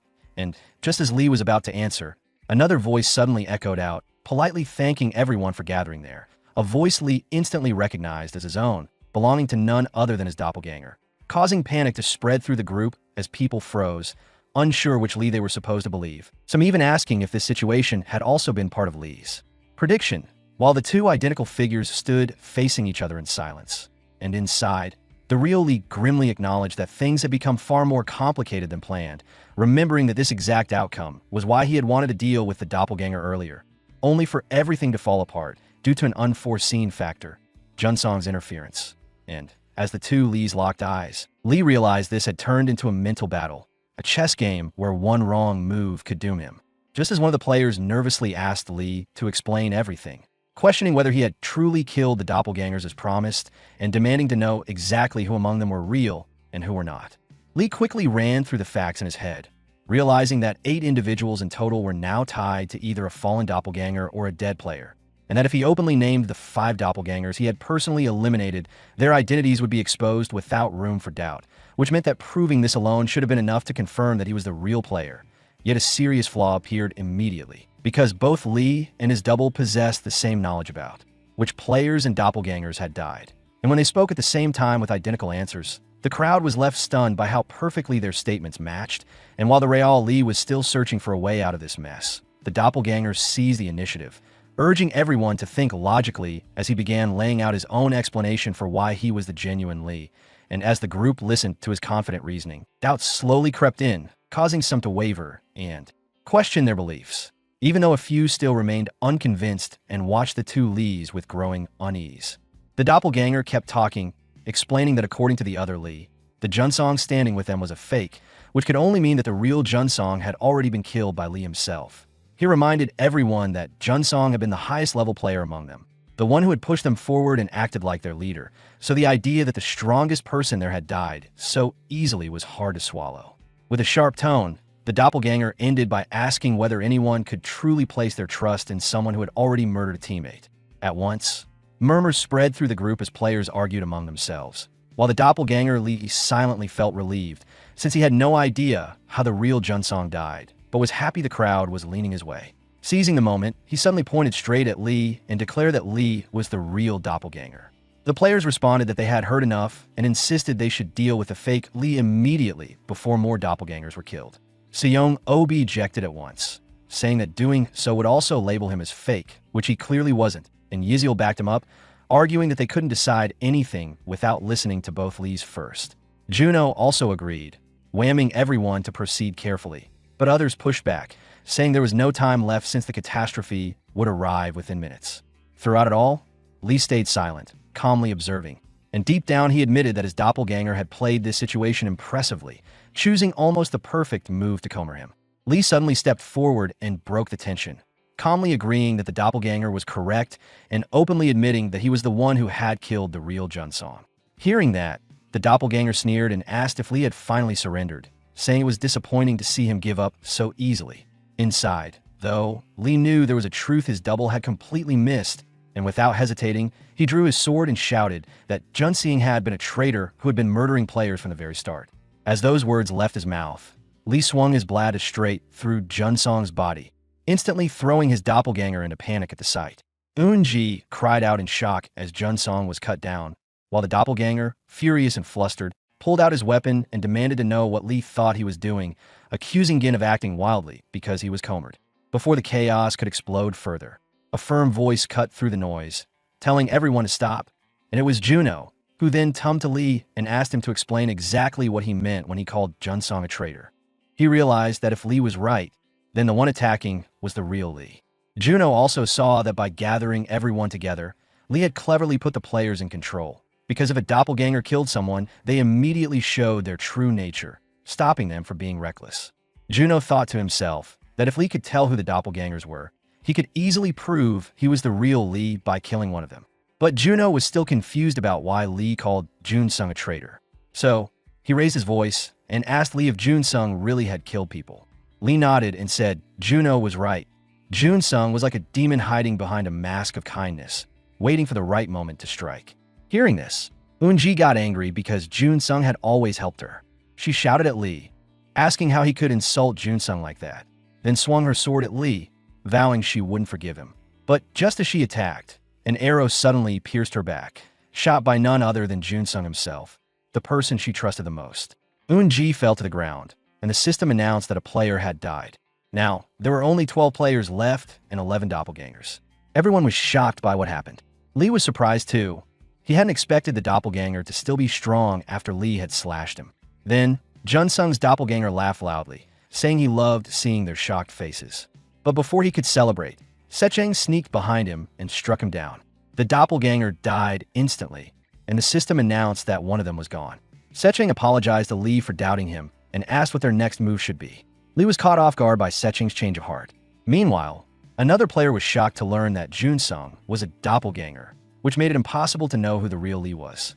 Suddenly, all the doppelgangers drew their swords, ready to fight the real players. The players looked to Lee, asking what to do next, and promising to follow his orders. Lee felt a wave of deja vu wash over him, and decided it was time to share his final plan with everyone.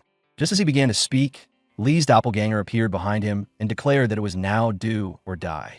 It swung its sword at Lee, who managed to block the blow. While battling his double, Lee said he planned to take all the gold from the doppelganger to boost his own strength, and that the same fate awaited the others. As Lee spoke, the real players launched a strong attack, overpowering their doppelgangers easily since they had all grown stronger than the day before. After a while, the players managed to defeat all the doppelgangers. As they caught their breath, Lee thought about how lucky they were. The doppelgangers had the same stats as when they first arrived on the second floor, but since the players had boosted their stats with gold, they finished the mission without losing anyone else. Meanwhile, Secheng was visibly angry and frustrated, blaming Junsong for the deaths. He told Lee that if it weren't for that traitor, they could have made it through without losing anyone. Lee realized Secheng was especially upset because he had been in a team with Junsong. Lee himself felt disappointed too, since his goal was to clear the floors safely with no casualties. Lee then thought about the other groups in different regions. They probably didn't have someone like him with a guidebook, so they might face even worse challenges and more star killers like Junsong. He knew the battles ahead would get tougher, but he believed his special ability to read the guide was meant for a reason. Even though some experiences had been harsh, Lee felt determined to protect as many people as possible, especially those who trusted him. At that moment, Secheng thanked Li, saying he only survived because of him.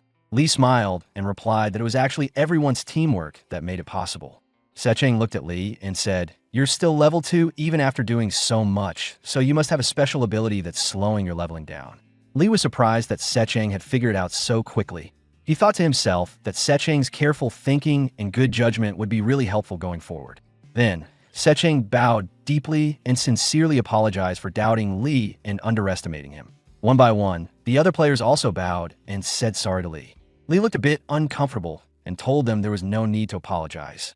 Just then, Seong burst out laughing and joked that everyone else was bad at spotting talent, and that they should have been like him, jumping on Li's fast track from the start. Right after, Yizil stepped forward and said she was actually the first to see how amazing Li was. Juno added, wiping tears, that he also wanted to apologize again. Li felt a mix of frustration and amusement hearing all this. Secheng then spoke again, admitting it might sound bold after everything, but he asked Li to take charge and lead them from now on. Li was caught off guard for a moment, but soon smiled and agreed to Secheng's suggestion. After a short wait, the system began calculating how much gold each player earned based on their effort. When the results were out, everyone cheered happily at the gold they received. Seong couldn't help but boast loudly that he got 2,000 gold coins, showing off to everyone.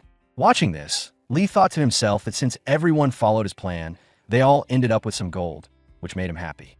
But what really excited Li was that he earned a huge 12,500 gold coins for contributing the most.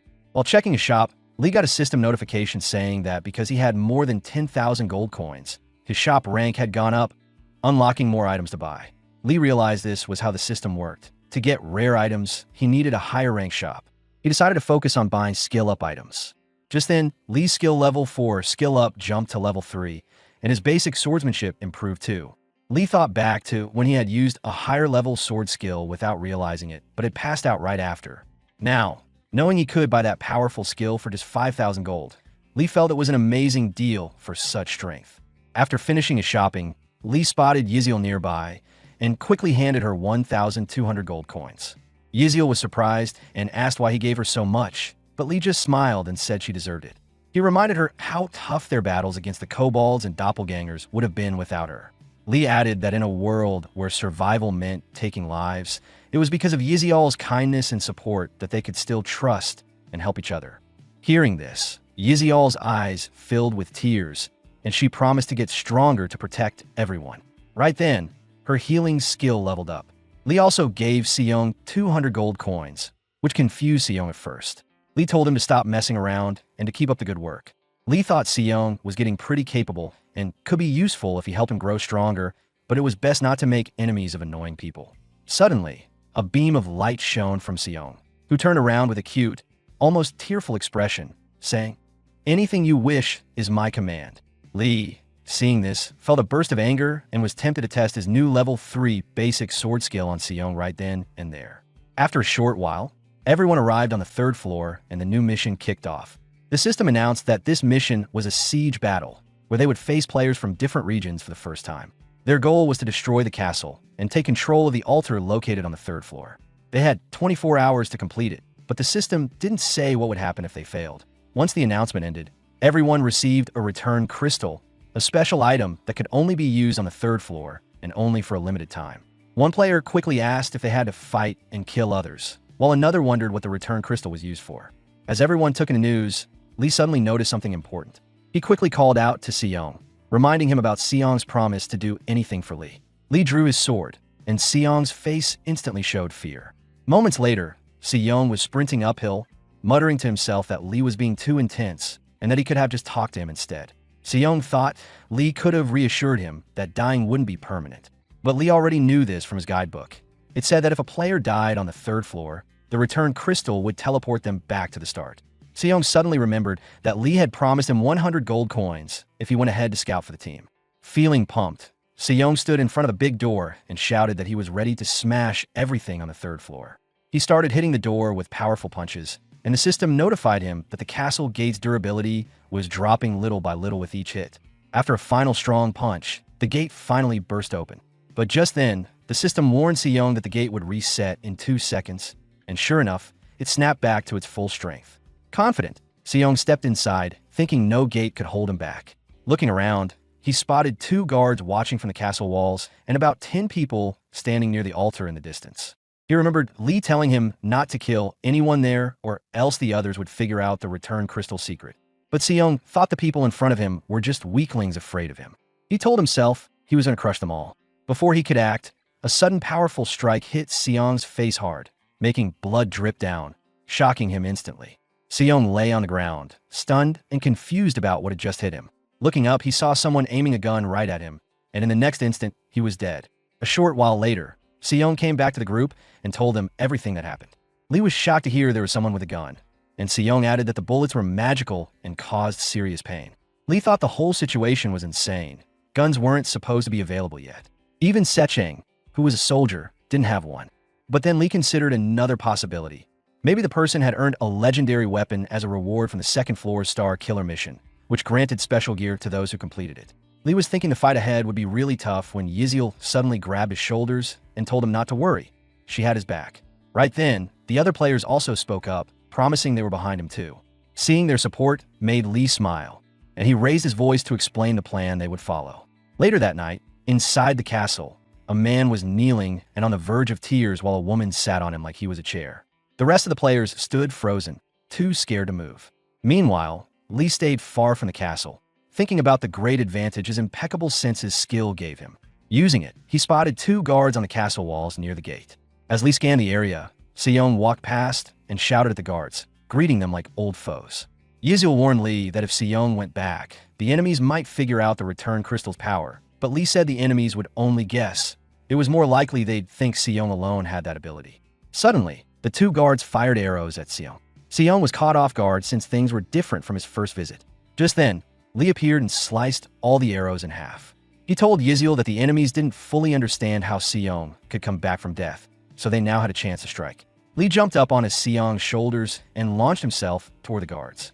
As he got close, he slashed their chests, seriously wounding them. Juno reminded everyone that the enemies would soon figure out the return crystal after their first failed attack, so they needed to act fast and finish this quickly. Seong shouted for everyone to rush the castle, saying this was their moment. He bragged he could break the gate with just 5 punches and told the group to stay close because the gate would shut if they took too long. But right as Seong prepared a powerful hit, a bullet fired through the door hit him in the chest again. The system then announced the gate was broken beyond repair. Yziel healed Seong and urged him to stay strong. Lee was shocked, but as he looked around, one of the injured guards on the ground warned Lee, saying he didn't understand why Lee spared them, but that mercy would cost their lives. The guard warned Lee that if he stayed so kind, the woman with the gun would definitely take advantage of him. Curious, Lee quickly used his skill to check her stats. He was shocked when he saw her name, Sun Seoyeon, and even more surprised to find out she was a star killer. She was already level 13, which made Lee wonder if she had wiped out everyone on the second floor. Before he could think more, Seoyeon fired her gun at him, hitting his shoulder and causing serious pain. Lee quickly ducked behind cover and gulped down a healing potion. He was stunned that she could shoot so accurately from such a long distance. Realizing how dangerous she was, Lee felt grateful head prepared by wearing Kala's leather armor for protection. Watching her mana, Lee noticed each magic bullet used 10 MP. He figured that since she probably shopped at the same rank as him, she couldn't buy mana potions yet. Climbing down from the tower, Lee thought that Seoyeon only had about 13 shots left, so he and his team had to push forward and break through fast. About half an hour earlier, one player asked Lee how they were supposed to get past the magic bullets and reach the altar safely. Secheng replied that they would move carefully, using cover and zigzagging to avoid getting hit. Lee added that the woman probably couldn't shoot bullets powerful enough to instantly knock Seong out, since each magic bullet likely used her mana. Juno agreed and pointed out that how much mana she had left would be key. Lee nodded and told everyone they needed to be ready to take at least 1 hit from her bullets. Back to the present, a bullet struck one player, but he was smiling because his armor absorbed the damage. Then, the team rushed towards Seoyeon, who fired a rapid volley of bullets to slow them down. Realizing her gun alone wouldn't finish them off, Seoyeon ordered her teammates to block the attackers and charge at Lee's group. Lee knew this battle would decide everything. Some of their teammates might fall to those magic bullets, so they had to reach the altar fast. During the fight, Lee skillfully blocked every attack, but suddenly a bullet shot straight at him. Just before it hit, Juno deflected the bullet, surprising Seoyeon. Juno urged Lee to hurry to the altar, But as he spoke, a bullet struck Juno's head, sending him back to the starting point. Lee was filled with rage as he watched more and more people fall one by one. He realized Seoyeon must be fully aware that those she killed would come back again. But what made him even angrier was the cold, uncaring look on her face, as if she didn't mind killing over and over. Just then, Seoyeon smiled to herself, thinking this group was more challenging than she expected. Seeing that smile made Lee's blood boil. Without hesitation, he unleashed his level 3 basic swordsmanship, cutting down everyone in front of him. Then, with fierce determination, he charged straight at Seoyeon, their weapons crashing fiercely in the center of the altar. As the battle raged on, Seoyeon shouted to his enemies that they were in big trouble now, leaving them puzzled. He explained that since Lee had reached the altar, they no longer had to hold back. With that, Seoyeon unleashed his level 2 stone fist, sending his foes flying. Meanwhile, between Lee and Seoyeon, she expressed disbelief that Lee was so strong despite being only level 2 and asked who he really was.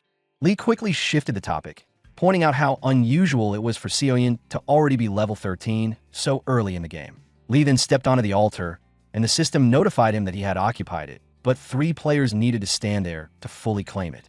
The system also said he had to push the opposing players off the altar. Lee realized how to take control, but first needed to figure out how to get Seoyeon off. Just then, Seoyeon fired her gun, but Lee dodged the bullet at the last second and counterattacked, only for her to block it. As they fought, Seoyeon grew surprised at Lee's quick dodges, thinking maybe he could predict her moves. Lee thought about Juno, one of the strongest players around and a top swordsman like himself. Juno was famous as a genius table tennis player, known for his amazing ability to predict where the ball would go during fast rallies between pros. At high-level matches, players didn't just watch the ball, they read their opponent's posture and gazed to guess the next move. Juno's skill in prediction earned him the nickname, the Genius of Prediction, and Lee realized he could use this idea to dodge Seoyeon's attacks. At that moment, Lee managed to avoid all her strikes and landed a strong slash that hit her, even though she was still standing. Seoyeon grew annoyed, knowing Lee's stats were higher, but just then Sechang and the others called out that they had finished their fights. Seoyeon added they needed to end this quickly before more enemies showed up. Seoyeon was shocked to learn the return crystal could revive fallen players, and Lee confirmed it, but told her that knowing it didn't help now. Lee decided that even if Seoyeon had a hidden skill that could land a hit, he could handle the damage. He was ready to take the risk and finish the fight right then and there. As Lee charged up his sword, Seoyeon sneered and asked if he really thought he had one. Then, she quickly spent her gold coins to level up her shooting skill to level 4. Lee immediately realized he was in serious trouble and had to finish this now. But just as he rushed at her, Seoyeon fired a perfect shot that hit Lee hard, completely wiping him out and sending him back to the 3rd floor starting point. The system then announced that the 3rd floor mission was over. A short while later, Lee returned to the castle and found Seoyeon standing there looking downcast. Curious, Lee asked why Seoyeon looked so upset, reminding him they had won the fight. Seoyeon replied that although he felt he had carried the mission this time, the gold rewards were disappointingly small. Lee smiled quietly at Seoyeon's complaint. In his mind, Lee thought that even though Seoyeon's surprise counterattack had caught him off guard, he had managed to stab her with his sword at the same moment he was hit. Seoyeon had warned she wouldn't forget Lee's name. After that, Yizil, Sechang, and Seoyeon reached the altar and claimed it, securing their victory. Lee couldn't help but think about Seoyeon again, feeling a chill run down his spine, hoping they would never cross paths again. Just then, Yizil called everyone's attention to the gate that had suddenly opened before them. When they looked through, they saw the group they had just fought trapped behind it. The system then warned that those who lost would now face a disaster, a deadly threat targeting players who hadn't managed a single kill. Suddenly, a mysterious, powerful monster appeared and wiped out everyone trapped beyond the gate. The players begged for help, and Yizil tried to reach through the gate to save them, but it blocked her touch. Helpless, she was forced to watch as they were all destroyed. The crowd froze in disbelief, unable to move or speak as they stared at what had just happened. A short while later, the system announced that only a single player from Zone C 1427 was still alive and that the remaining forces had been reshuffled. Hearing this, Lee felt a chill run through him, since the only person who had successfully killed players, including Lee's group, was Seoyeon. As that thought crossed his mind, footsteps echoed from beyond the gate, and someone slowly emerged. Gasps spread through the group when they recognized the figure standing there. It was Seoyeon herself. Almost immediately, the system declared that a brand new group had now been formed. Not long after, the surviving players arrived on the 4th floor, and one of them quickly pointed out that the area looked like a ruined, deserted city. At that instant, the system issued a new warning, stating that in 6 hours a catastrophic event would strike the cursed city. Their mission was to hunt down and eliminate every monster roaming the area, and then claim an escape portal. The system explained that portals would appear at random locations as monsters were defeated and stressed that only 20 portals would exist in total. It also warned them not to let anyone else use their portal, reminding them once again that they had only 6 hours to finish everything. When the announcement appeared, excitement spread through the players, and one of them laughed, saying it was finally time for a real monster hunting stage. He added that, after enduring the second and third floors, he was actually glad they could fight enemies instead of dealing with other trials. Another player chimed in, pointing out that since there were 20 escape portals and only 13 of them, there was no reason for anyone to clash with each other. Seong then spoke with confidence, claiming this floor was perfect for him, and boldly declared that he planned to wipe out every monster on the 4th floor. He urged everyone else to take advantage of the situation and gain as many levels as possible by slaughtering monsters nonstop. Yizil quickly cut in, stopping Seong mid-rant, and reminded everyone that the system had clearly stated they could not share their portals. Because of that rule, she reasoned, the number of monsters on the 4th floor would likely be limited, meaning they wouldn't appear endlessly. Juno nodded in agreement with her and added that if a single person activated multiple portals, others might be left behind with no way out. He also warned that the surplus of portals could be a hidden trick designed by the tower itself. Sechang then added that regardless of how many monsters they defeated, the smartest move was to enter a portal the moment it appeared. Hearing that, Juno raised his voice and insisted that they all make a promise.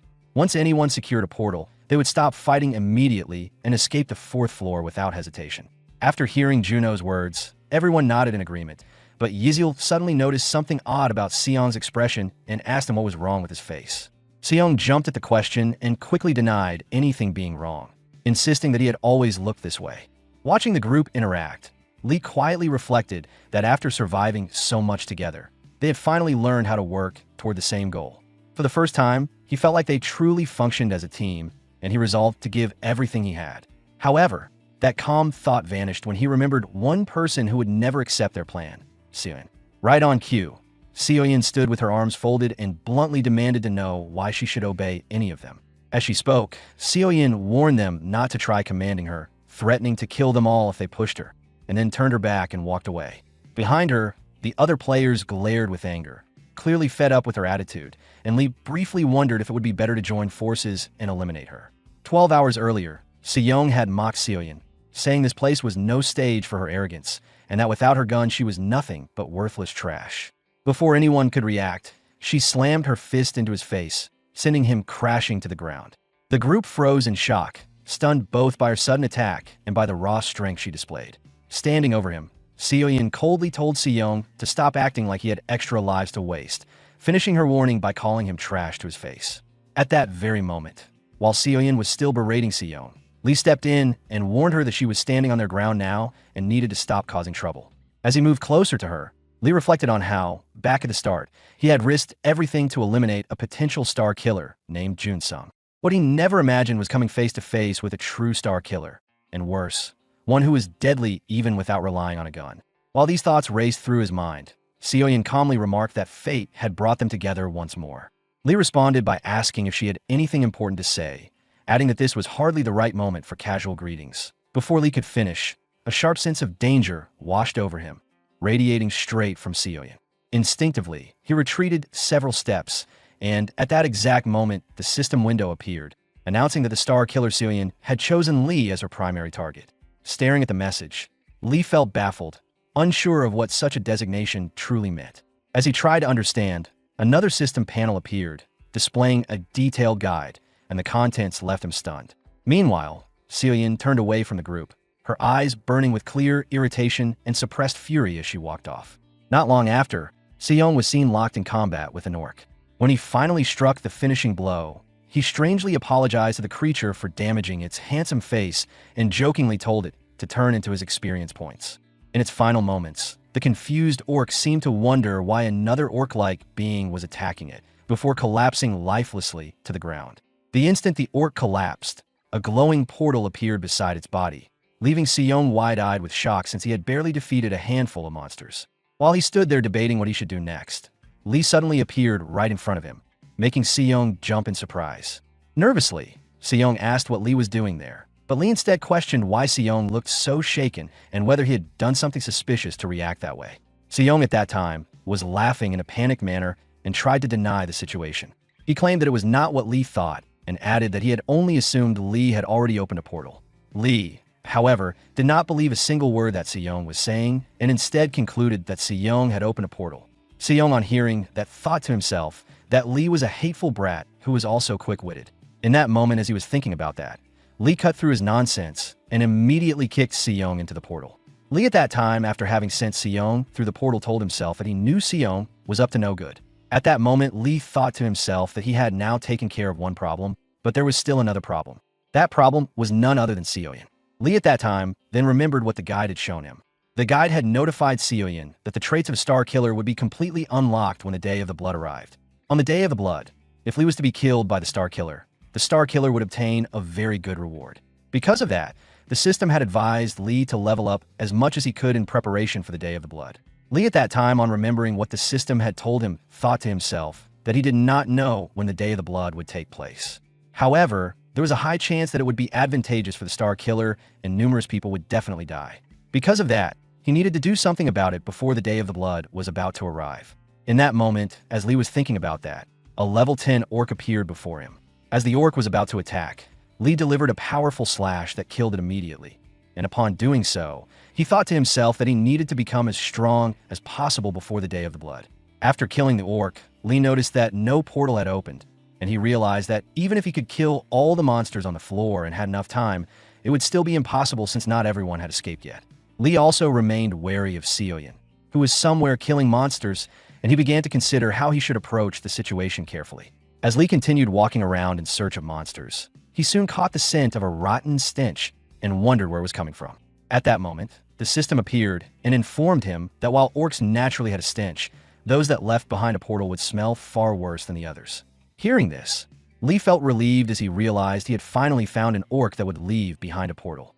Without hesitation, he rushed toward it and delivered a powerful slash that killed the orc in a single strike, and immediately after, a portal appeared. Lee, upon seeing this, smiled at the result. A few moments later, Lee stood in front of Seoyin, and at that moment he put on a composed expression while pretending to be unfortunate and implied that he was unlucky since he had still not found a portal. And Seoyin, looking troubled by his behavior, questioned whether he was truly that unlucky. Lee in that moment, on hearing Seoyin's question, told Seoyin that he had never won anything in life, and that this kind of random luck mission was the worst kind of mission for Lee. Lee in that moment, as he said that, thought to himself that although it was because he was intentionally avoiding the orcs that would open a portal, because Seoyin needed to kill Lee on the Day of the Blood, Seoyin had no choice but to let Lee kill the orcs instead. And if Lee was to die in there without securing a portal, it would be bad for Seoyin too, but Lee had already secured a portal, so he did not need to worry about anything at all. Right at that moment, the system popped up and told Lee that a certain player had opened a portal, and that the remaining escape portals were now only 5, and Lee at that time thought to himself that the situation was great for him, and that the rest of the players seemed to be escaping smoothly. Lee at that moment then acted like he was in trouble and told Seoyin that there were only 5 portals remaining. But as Lee was saying all of that, Seoyin was furious at Lee's behavior and told him to be quiet and focus on finding the portal, and Lee, on seeing her face, got scared, retreated immediately, and agreed with what she said. Time passed by, and Lee was still killing all of the orcs that were not supposed to open a portal, and in that moment, as he was killing the orcs, Lee thought to himself that every time he cut down an orc, he would feel both sorry and pleasantly refreshed. And he also added that his contradictory feelings were like his relationship with Seoyin, and he could not believe in that moment that he was able to see her worried face about him not being able to find a portal to escape. In that moment, Lee turned towards Seoyin and told her that he was the one who had not found a portal yet. So he asked her why she was the one who was looking anxious, and Seoyin, on hearing that, quickly changed her expression and told him that she was not anxious at all about him not finding a portal. Lee at that time told Seoyin that she should tell him already how many portals she had opened, and Seoyin at that time told Lee that she had opened up 5 portals already for herself, and Lee, upon hearing that, thought to himself that she had already opened up a lot of portals for herself, but he also added that it was still within the buffer.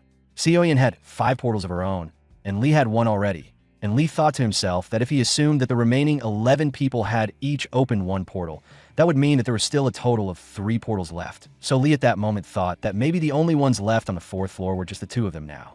Lee at that moment then thought to himself that it was time for him to split up with Seoyin, as there were only 10 minutes left. So in that moment, Lee acted shocked and told Seoyeon that there were only 10 minutes remaining. So he told her that he would go find a portal on his own and told Seoyeon to go ahead first through her own portal that she had opened. In that moment, as he was about to split from Seoyeon, Seoyeon suddenly told him to stop, and Lee, upon hearing that, fell into a state of panic as he thought that Seoyeon had realized what he was trying to do.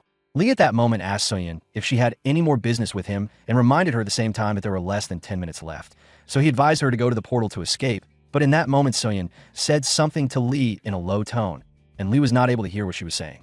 Lee at that moment, on observing Sin's strange behavior, thought to himself that something about her was off, and he added that he needed to get out of there quickly.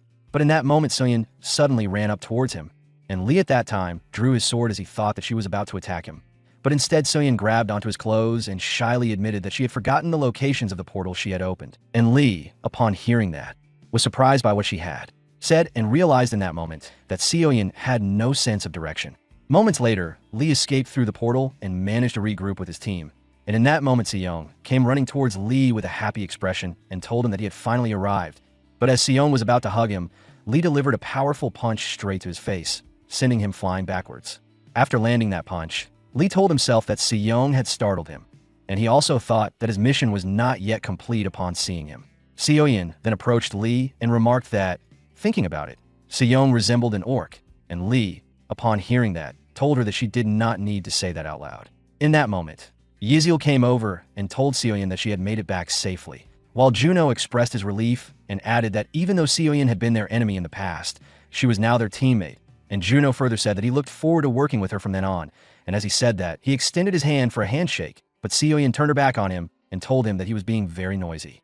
Seoyeon at that moment, clenching his nose that was dripping with blood after being punched by Lee, told Seoyeon that she was a little wench and added that she should have been trapped on the 4th floor to die. But in that moment Seoyeon referred to Seoyeon as a pig and told him to shut his mouth, while Seoyeon, furious at that moment, told Seoyeon that it was not fat but instead muscle. As the two were arguing, Lee wondered if he should have left Seoyeon back on the 4th floor. But he thought to himself that it would not make sense for the Star Killer who was blessed by the system to die for being lost. So he added that he should just take this as a chance to make Seoyeon indebted to him. Although he remembered how Seoyeon had acted towards him when she did not know where her portals were and told himself that he needed to be wary around Seoyeon. Lee at that moment also thought that he did not believe that she would do anything until the Day of the Blood. So it should be fine for the moment, but as Lee was thinking about that, a voice could be heard telling all of the players that everyone seemed to be getting a little used to things now. And in that moment, everyone was surprised on hearing that, as the voice belonged to none other than Kumkum, and Kumkum in that moment was standing proudly. But in that moment, Kumkum's head was suddenly blown away, and it was none other than Seoyeon who had done that with her gun. And in that moment, she asked the rabbit why he was here again. Everyone, on seeing what Seoyeon had done, was shocked beyond belief, as they could not believe that Seoyeon would just shoot Kumkum out of nowhere. However, in that moment, Kumkum appeared immediately in front of Seoyeon and told her that she had quite an intense way of greeting him even though they had not seen each other in a while. And just as it said that, Kumkum delivered a powerful attack towards Seoyeon, which sent her flying backwards. Seoyeon at that moment steadied herself against the wall and was badly injured. And Lee at that moment was surprised that Kumkum was able to send Seoyeon flying so easily. But as Lee thought about it more carefully, he considered that if he had taken Kumkum's stats into account, then maybe it had actually gone easy on Seoyeon. So in that moment, Lee thought to himself that Kumkum had not killed Seoyeon because she was a star killer, and a star killer was important in the tower. Kumkum in that moment told itself that it should calm down a little, as it was still too early for it to knock off work. In that moment, Kumkum let out an evil laugh and told all the players present that it was yet time for them to go to the next mission. Kumkum at that moment then told everyone that before they were to proceed to the next floor, it was going to change the lobby's background.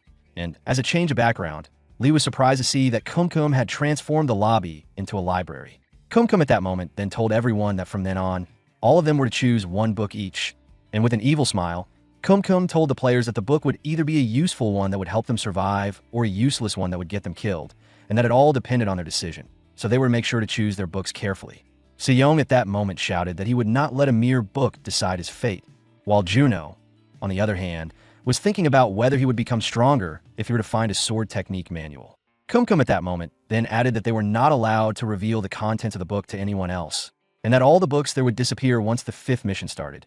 So Kumkum told them that it hoped they would all select a book that they would not regret choosing. And as it said that, it disappeared again. One of the players then became confused, as that was all that Kumkum had to say, while while another player told the rest that they should start looking for the book that they would need. As everyone was searching through the books, Lee, on the other hand, was thinking to himself that it looked like everyone was searching in categories related to their classes.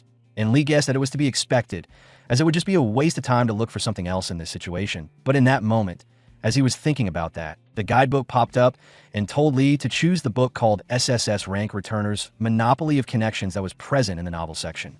And Lee, upon seeing this, was confused that the guidebook had told him to choose a book that was not related to his class, but instead was suggesting that Lee waste his time on a novel that was not related to him at all. Lee at that time, on looking at the book, was in a state of shock, as upon seeing the title of the book, Lee felt that the title itself already seemed quite useless. But Lee at that moment also thought to himself that, in any case, he was sure that this book was recommended for a reason. So he decided to read it first before coming to a conclusion. As Lee opened the first page of the book, he realized that the book contained a story that was one of those trashy, mass-produced fantasies. In that moment, as Lee looked at the books chosen by Yiziel, Sion, and Juno, he saw that the three of them had chosen incredible books that were granting them impressive and interesting skills. So in that moment, Lee thought to himself that he felt like he had already lost, and that maybe he should have chosen a sword technique or martial arts manual. Right in that moment, as Lee was thinking about this situation, he heard a loud noise behind him that startled him. And Lee at that moment immediately turned around to see who it was, but was surprised and confused to see that it was Secheng, who was looking extremely excited after setting up a tent. So in that moment, Lee wondered what kind of book Secheng had chosen to aid him. But right at that moment, Lee wondered why he was still hearing a banging noise, even though Secheng had already stopped building the tent. And as he looked toward where the actual noise was coming from, Lee was surprised to see Celine, who was looking extremely irritated and furious, as she repeatedly muttered to herself that she would definitely kill Kumkum the next time she saw the rabbit. And in that moment, there was a rabbit doll lying on the ground, which she was relentlessly beating with a hammer and a nail, while holding some kind of book that appeared to be cursed. Lee at that moment, on seeing Soyeon in that state, quietly turned away from her and told himself that he should avoid her for the time being, as he did not want to deal with Celine while she was in such a frightening state. Moments later, the system popped up in front of everyone and informed them that the time was up and that they would all be moved to the 5th floor. Right at that moment, all of the adventurers were teleported to a different location, and in that moment the adventurers were surprised to find that they were now dressed in school uniforms and were all sitting in a classroom along with a few other adventurers who appeared to not be moving at all, as if time had stopped there. At that moment, one of the adventurers told the rest that it seemed as though all of them had become younger, and another agreed with what had been said. Secheng at that time was not pleased with the outcome, as all of the muscles that he had worked so hard to build had disappeared, leaving him skinny, while Sion, on the other hand, after seeing how Secheng looked, laughed at him and told him that the soldier had become as thin as an anchovy. Lee at that moment wondered if they had all returned to their student days in order to fit the mission's background. As Lee looked at Sion, he observed that Sion was mostly the same except that he was bald. And then Lee looked at Yiziel and noted that Yiziel looked good even when she was younger. But right at that moment, Lee shifted his gaze to Celine and was surprised that she had a completely different aura when she was still a school student, but at that very moment Celine became angry that Lee was looking at her. So she grabbed her spectacles and crushed them, and at the same time asked Lee who he was looking at. Right as Celine said that, she immediately turned away from Lee as she became embarrassed upon facing him, while Lee, on the other hand, thought to himself that Celine did not look much different from her current self, and that the only difference was that she wore glasses, as she might have had poor eyesight in the past. Right at that moment, an announcement was made to all of the adventurers, asking them if they were treasuring the youth that they had returned to, and everyone at that time, on hearing the voice, immediately knew that it belonged to none other than Kumkum himself. Kumkum at that time then told everyone that the 5th floor mission was role-playing, and added that in this place, it was another dimension where humans and monsters coexisted, and starting from that moment, all of the adventurers were cadets of an academy that trained monster hunters. Kumkum further added that for the next 4 days, quests would appear from time to time, and if they were to fail a quest, they would be sent to a death mission. So Kumkum told them to make sure that they gave it their best effort. At that time, the adventurers were worried that they had to complete the quests, and that if they were to fail even once, they would be sent to the death mission. Lee at that time thought to himself that even though he had managed to survive a death mission before, he believed that it would be extremely difficult for a normal player to survive it. Lee at that time told himself that if he had known that earlier, then he should have chosen a sword technique manual instead of a useless novel.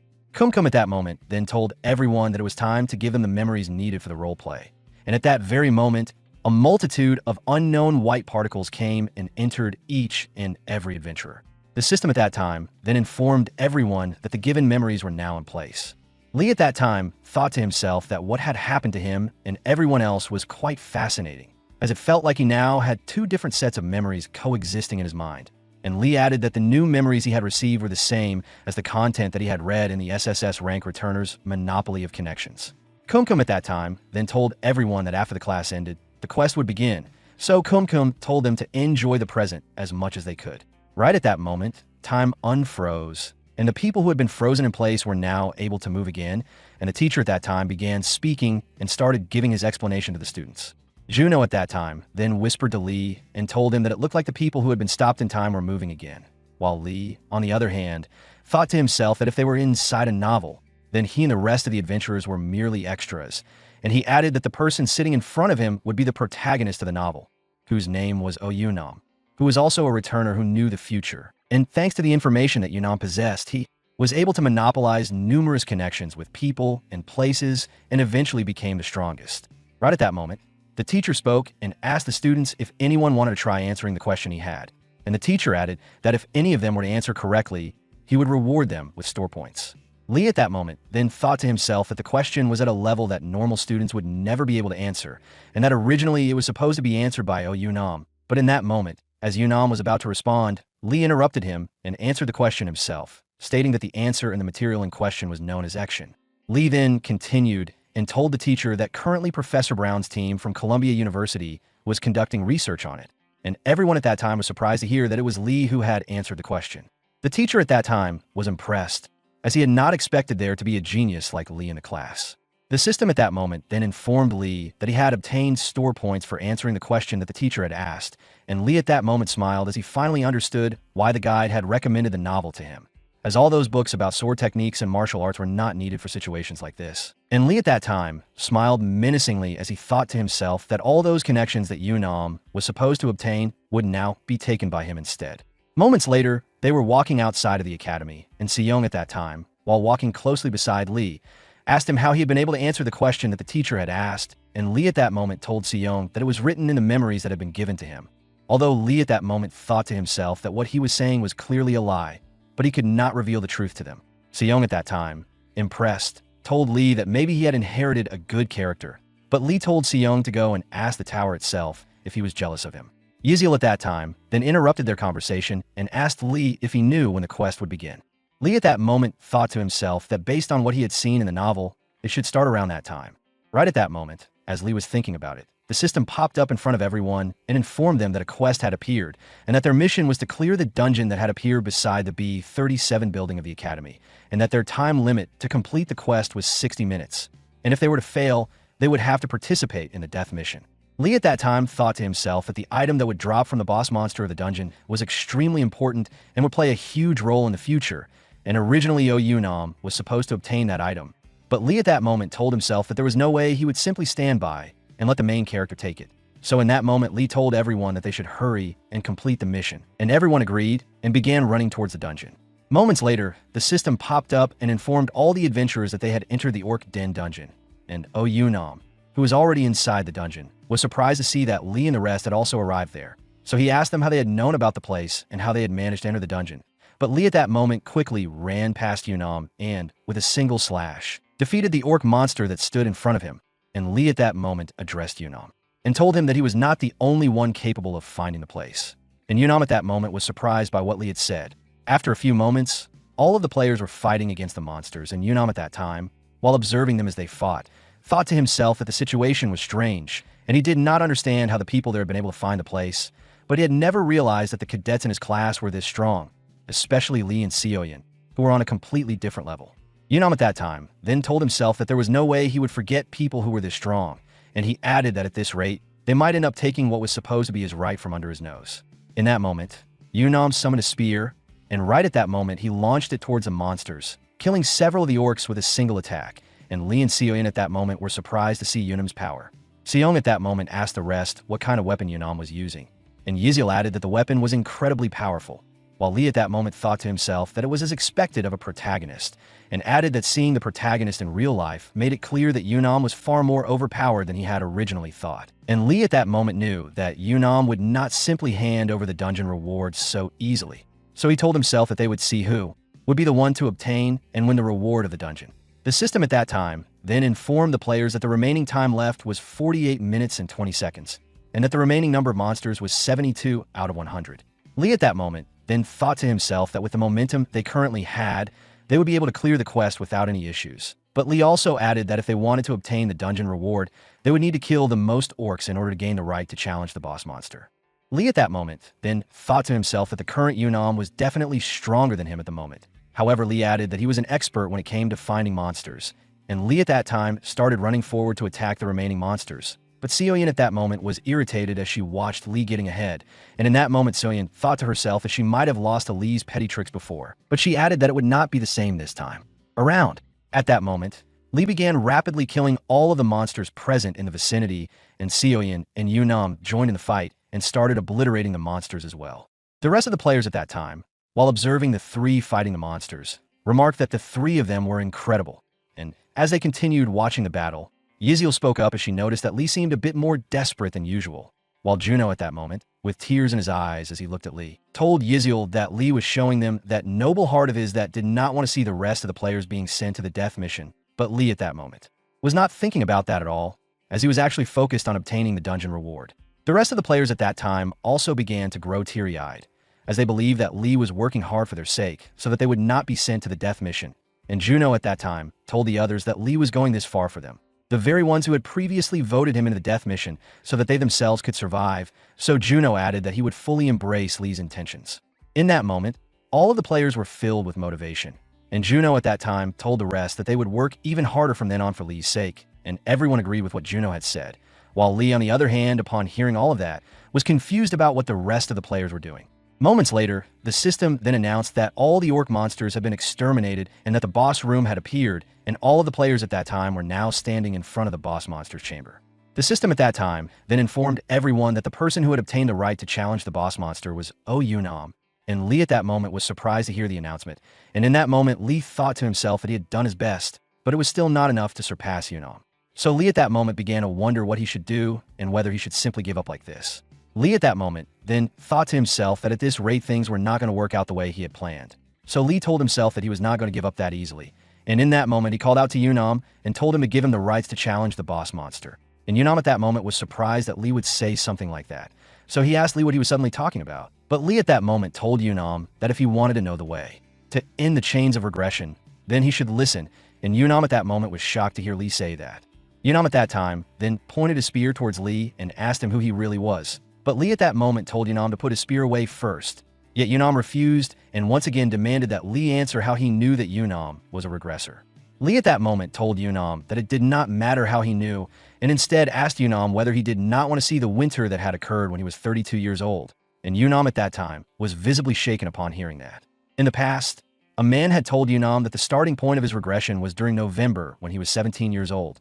And Yunam had agreed, and the man at that time had told him that he was envious of a life that had been repeatedly lived through the prime years from 17 to 32. And Yunam at that time had told the man that he had always wanted to see the winter that occurred when he was 32 years old, and added that he was tired of the cursed regression that bound him. Back in the present, Lee told Yunam that if he were to allow him to challenge the boss room, then he would reveal how the chains of regression could be broken, and Yunam at that time began to think carefully about what he should do in this situation, while Lee, on the other hand, was taking advantage of the moment, as he knew that Yunam's dream for countless cycles had been to escape the endless curse of regression, and that Yunam had no real choice but to accept his request. Yunam at that time then lowered his spear and warned Lee that if he was merely playing around, then things would become extremely ugly for him. And after saying that, Yunam walked away. Right at that moment, the system appeared and informed everyone that Yunam had given Lee the right to challenge the boss room. Right at that moment, Lee entered the boss room, and the system informed both Lee and the rest of the players that he had done so.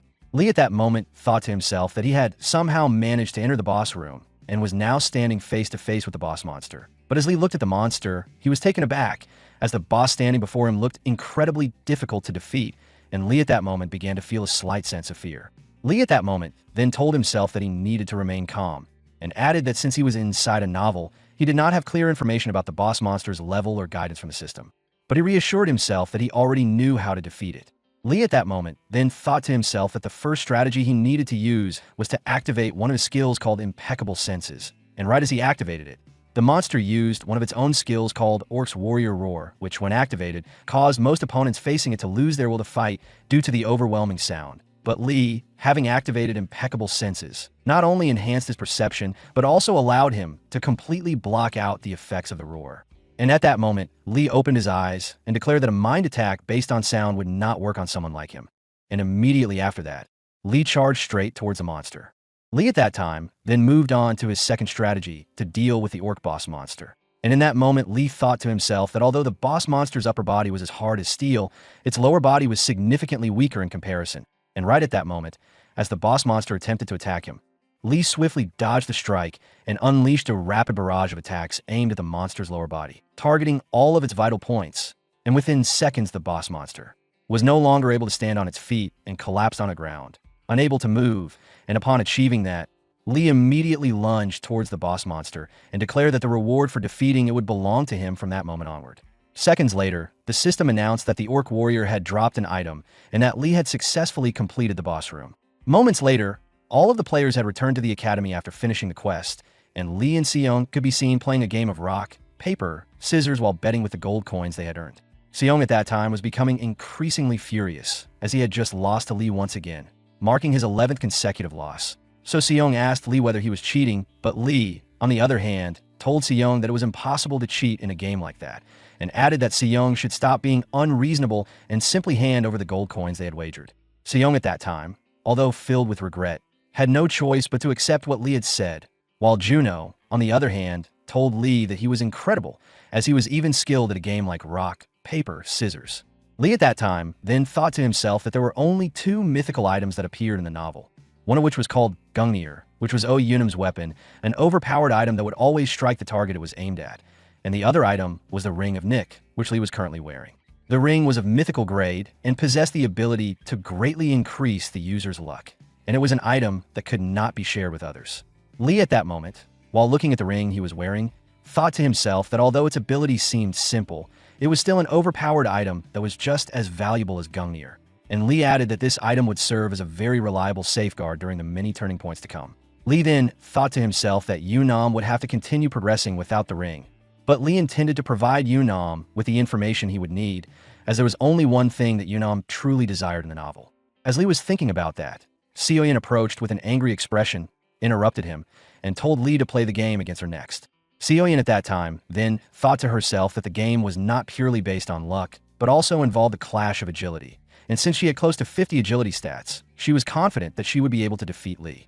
Lee at that moment then asked Seoyin how much she was willing to bet, and Seoyin told Lee that the bet would be for 3,000 gold, and Seong at that moment, upon hearing that, was surprised that the bet was for such a large amount. But Lee, on the other hand, had different plans, and with a serious expression, he told Seoyin that they should each bet 5,000 gold instead.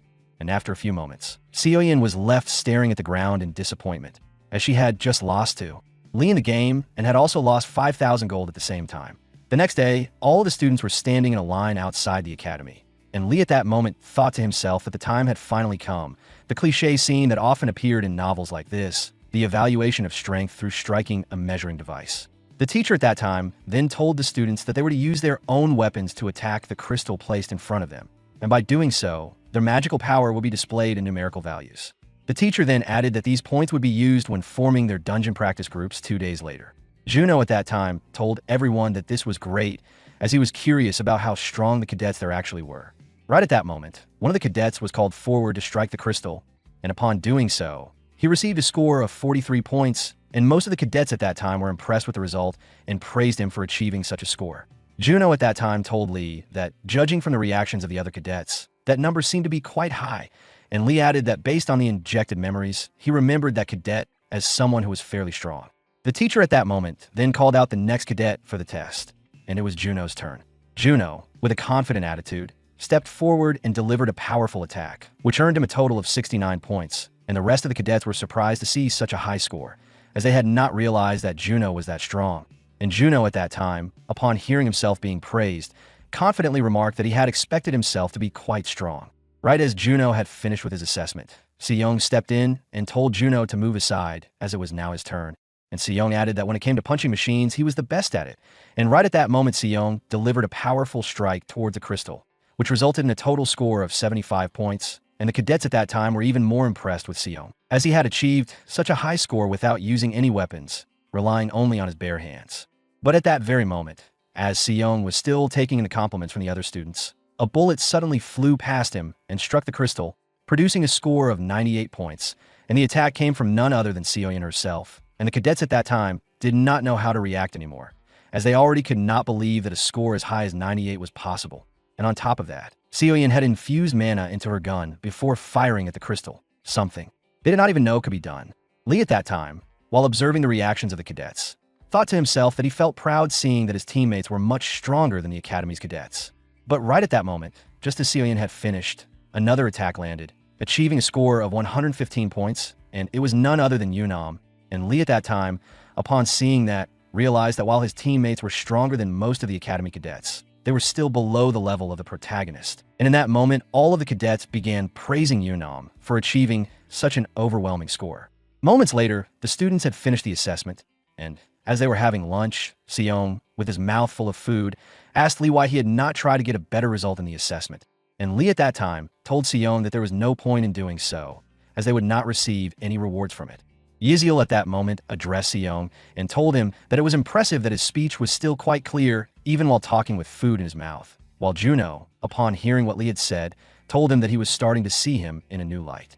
Lee at that moment, while eating his food, thought to himself that he could not afford to have a high score, as he needed to be placed in the same dungeon practice group as Oh Yunam, and Lee added that he could not risk obtaining a score that would make him one of the group leaders. Right at that moment, as Lee was thinking about that, the system popped up and informed everyone that the second quest had started, and that their mission was to rescue Oh Yunam, with a time limit of 1 hour, and the location specified as River Garden. Everyone at that moment was surprised upon hearing the details of the second quest, and Yiziel at that moment asked the others whether Yunam was the same strong cadet they had seen in the dungeon the previous day, and Juno at that time confirmed that she was right, and wondered what could have happened to Yunam and whether he had fallen into some kind of trap. Right at that moment, as they were discussing the second quest, Lee was thinking to himself that he already had a general idea of the situation after having read the novel, and added that after Yunam had regressed, he had taught a few thugs within the academy a lesson. But one of those thugs was the only son of Park Yongsik, who was the guild leader of Red Moon, one of the top 10 guilds. And Park Yongsik had then ordered his high-ranking hunters, his direct subordinates, to beat Oh Yunam, until he was half dead. Lee remembered from the novel that Yunam had survived that situation due to luck, as he had been rescued by someone. But Lee at that moment thought to himself that this had only been possible because Yunam had possessed the ring of Nick at that time, whereas now the situation had changed since the ring was currently with Lee. Yiziel at that time told Lee that if the situation was serious enough for Yunam to be in danger, then it was likely to be extremely dangerous, and Lee agreed with what Yiziel had said and told her that they needed to be prepared, as their opponents would not be easy to defeat through normal means. Lee at that moment, while heading in the direction where Yunam was along with his teammates, thought to himself that no matter how strong Yunam was at that point, he was still only an academy cadet, so they needed to rescue him at all costs. In a different location, Yunam was being beaten by several men, and one of the men at that time told Yunam that he was nothing more than a pest, and that he should never dare to mess with their young master. But right as he said that, the man was suddenly sent flying backwards by one of Seoyin's attacks, and Lee at that moment was surprised by what Seoyin had just done. So he asked her what she was doing all of a sudden, but at that moment, Seong charged forward towards the man and told Lee that although he did not like Yunam, he did like people who had no backing, and upon saying that, he began attacking the enemies. And Lee tried to stop them but failed, leaving him with no choice but to join the fight, while the rest of the team followed along as well. The men in black suits at that time were surprised by the sudden appearance of Lee and the others, and one of them expressed shock at having been attacked by a gun, while another wondered whether the ones who had attacked them were academy cadets. Right at that moment, the man who had been struck by Seoyin's bullets stood up and shouted that the academy cadets were arrogant brats. Lee at that moment, while looking at Seoyin, thought to himself that although it had appeared as if she had fired recklessly, her timing had been impeccable, and as he considered that, his gaze shifted toward the enemies in front of him, and he noticed that there were 3 opponents whose abilities far surpassed theirs, making it clear that the only way to create an opening would be through a surprise attack, which was exactly what Seoyin had done, and Lee at that moment realized that Yunam would likely take advantage of that opening. And just as Lee had anticipated, Yunam summoned his weapon and immediately launched an attack against the 3 enemies, although they managed to evade his strikes. Yunam at that time then told Lee that he did not understand how Lee and the others kept appearing in front of him, but added that it was not the time to discuss such matters, and Lee responded by telling Yunam to save his thanks for later and focus on resolving the situation at hand first. Right at that moment, Seong launched himself toward one of the enemies who had blue hair, and as he prepared his attack, Seong remarked that the man seemed to be the weakest among them, And in that moment, Seong delivered a powerful strike toward him, but the man immediately activated his abilities, which sent Seong flying backwards, and everyone at that moment was shocked upon witnessing the man's power, while the man himself, now furious, addressed them as impudent brats and declared that he would destroy them all. At that moment, the man with blue hair laughed and told Lee and the rest that since they had only been exposed to the world within the academy, it was only natural that they would not understand how terrifying the real world could be. And upon saying that, the three enemies charged forward to attack Lee and the others. As the two sides clashed in battle, Lee at that moment, while fighting, told Seoyeon that while they would buy time on the front line, he wanted her to protect them as much as possible from the rear, and Seoyeon, upon hearing that, responded angrily and questioned who he thought he was to be giving such orders. Lee at that moment then commanded the rest that the injured students were to retreat to the rear and receive healing from Yziel before returning to the front line.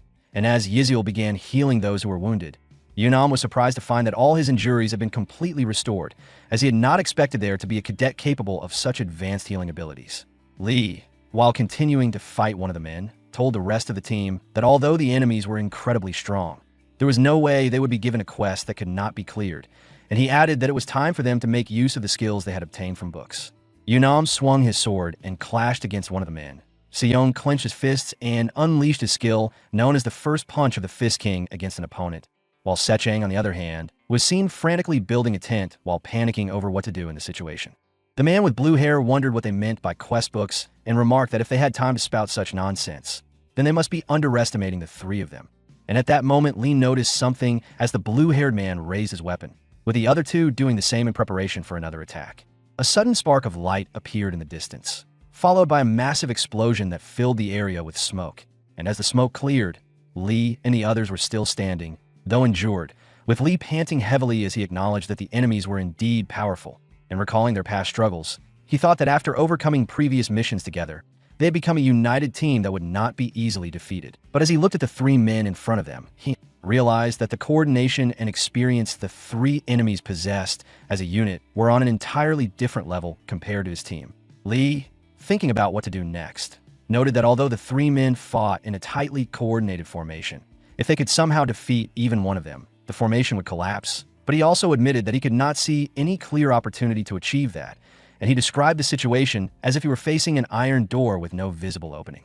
Yziel at that moment spoke up and told everyone to hold on as she continued healing them, adding that she would support all of them, while one of the three men with black hair remarked that the students were surprisingly persistent for a group of brats, and added that the hunters in their country seemed to have a promising future ahead.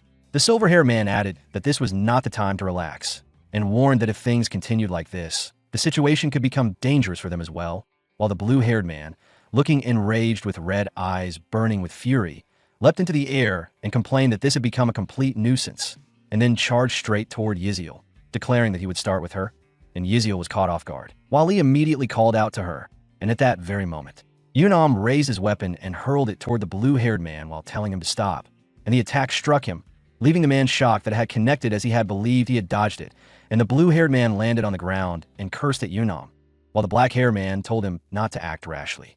Lee at that moment realized that the formation of the three men had been broken, and noted that the seemingly indomitable iron wall now had an opening, while the blue-haired man, now gripping a club lined with spikes, declared that since it had come to this, he would kill all of the students. The other two men also began moving forward, stating that it could not be helped, while Lee observed that he could sense the growing anxiety among the three, and added that they were becoming impatient because they had been delayed far longer than they had expected, and Lee, with a faint smile, noted that he already knew the reason behind their impatience. The two men then charged toward the students as well, and all three attacked simultaneously. But at that moment, Lee spoke up and addressed them, asking whether they were truly fine with this situation, and added that their chairman would likely already be furious by now. The three men, upon hearing that, were visibly surprised, and the blue-haired man, now even more irritated, demanded to know what Lee was talking about. Lee smiled to himself and asked them whether their chairman was not known for being extremely impatient, and then mentioned the name of their chairman, Park Young-sik of the Red Moon. The blue-haired man was visibly surprised, and the other two demanded to know how Lee knew about that. And in that moment, the metaphorical iron door seemed to open even wider, as Lee smiled and added that countless people had died after getting on the chairman's nerves, while asking them whether that was not the truth, and the three men fell silent, fully aware that what Lee was saying was correct. In that moment, Lee, Seoyin, and Yunam all realized that it was the perfect opportunity to take advantage of the situation, and Yunam wasted no time as he thrust his weapon into the blue-haired man without hesitation. While Seoyin followed up by firing multiple shots at him, and Lee also raised his weapon and thought to himself that they only needed to focus their attacks on one of the three, and acting on that thought, he struck the blue-haired man cleanly through the middle, causing blood to spray. In that moment, the blue-haired man collapsed onto the ground, defeated, and the remaining two were shocked by what had just happened, while the students quickly shifted their attention toward the remaining enemies, and the black-haired man suddenly burst into loud laughter and told his companion that they should stop there. Lee and Yunam remained ready to continue the fight, but the two men lowered their weapons and walked over to their fallen comrade, helping him up, and one of them remarked that their chairman would probably still punish them if they returned like that, but added that after witnessing the hunters who would represent the future of Korea, they had no regrets. As the two supported their injured ally, the silver-haired man commented that the black-haired one was acting on his own whims again, and the three of them then wished the students good luck before disappearing from sight. The system then appeared and informed everyone that the quest had been cleared, and the students immediately began shouting in celebration, declaring that they had succeeded. Lee, wiping the sweat from his face, thought to himself that it had been a close call, as there had been only 2 minutes remaining. Yunam then spoke and asked Lee whether he had known what was going to happen that day, and Lee, surprised by the question, responded that since they had saved Yunam, he should be thanking them first, and Yunam, somewhat shyly, offered a quiet expression of gratitude, which Lee pretended not to hear, prompting Yunam to thank them again more clearly. Lee then smiled gently and thought to himself that for Yunam, this must be the regression with the most changes he had experienced so far, and as Yunam expressed his thanks once more with a hint of irritation, Lee began to walk away and told him to be careful in the future, adding that this regression would be more difficult than any he had faced before. Yunam, confused, called out and said he had one more question, asking whether Lee was also a regressor, and Lee simply smiled and replied that he was not, as the wind rustled through the trees, and Lee added that he was something even greater than that before continuing to walk away. Yunam, shocked by those words, quickly grabbed Lee by the shoulders and angrily asked where he was going, pointing out that Lee had forgotten to tell him something important, namely the method to escape the curse of regression, and Lee casually responded that he had completely forgotten about that. The next day, back at the academy, the teacher was seen informing the students that he would be announcing the groupings for the following day's dungeon practical, and as he continued making the announcements, Lee, on the other hand, was focused on something else entirely, and then suddenly laughed to himself in satisfaction, adding that Yunam really knew how to handle things properly, as he was currently looking at the item he had obtained. The system displayed that the item was the armor of Thea and that it was of rare grade. Thinking back to their earlier interaction, Lee thought to himself that perhaps Yunam, being the protagonist, made him more capable of accepting realities that were otherwise difficult to believe. In that moment, the teacher announced that the leader of Group 4 was Oh Yunam, and then proceeded to list the group members as Woo Jiho, Shin Sungnium, Go Yeonwoo, and Lee Hoyoung. Lee, smiling to himself, thought that everything had gone exactly as he had planned, and silently thanked the Ring of Nick. Lee then reflected that in order to obtain the best possible reward, he had managed to get himself into Yunam's group. But he also added that this was not the time to celebrate yet, as there was still something that needed to be done. Moments later, Yunam was seen having conversation with Lee, and Yunam stated that Lee must already know that the dungeon in their practical would go berserk, and upon hearing that, Lee chose not to respond, while Yunam continued, explaining that although dungeon berserk phenomena did occasionally occur, it made no sense for them to happen simultaneously. Yunam added that he had struggled through every regression, yet he had never been able to uncover the cause behind it.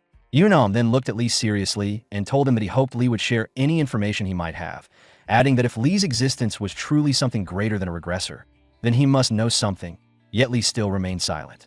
Based on the novel's development, 3 groups, including Group 4, would experience a dungeon berserk, and in that incident, the only group that managed to avoid being wiped out was Group 4, the one that had Yunam in it, but the details of the berserk, such as its cause, were never mentioned in the novel.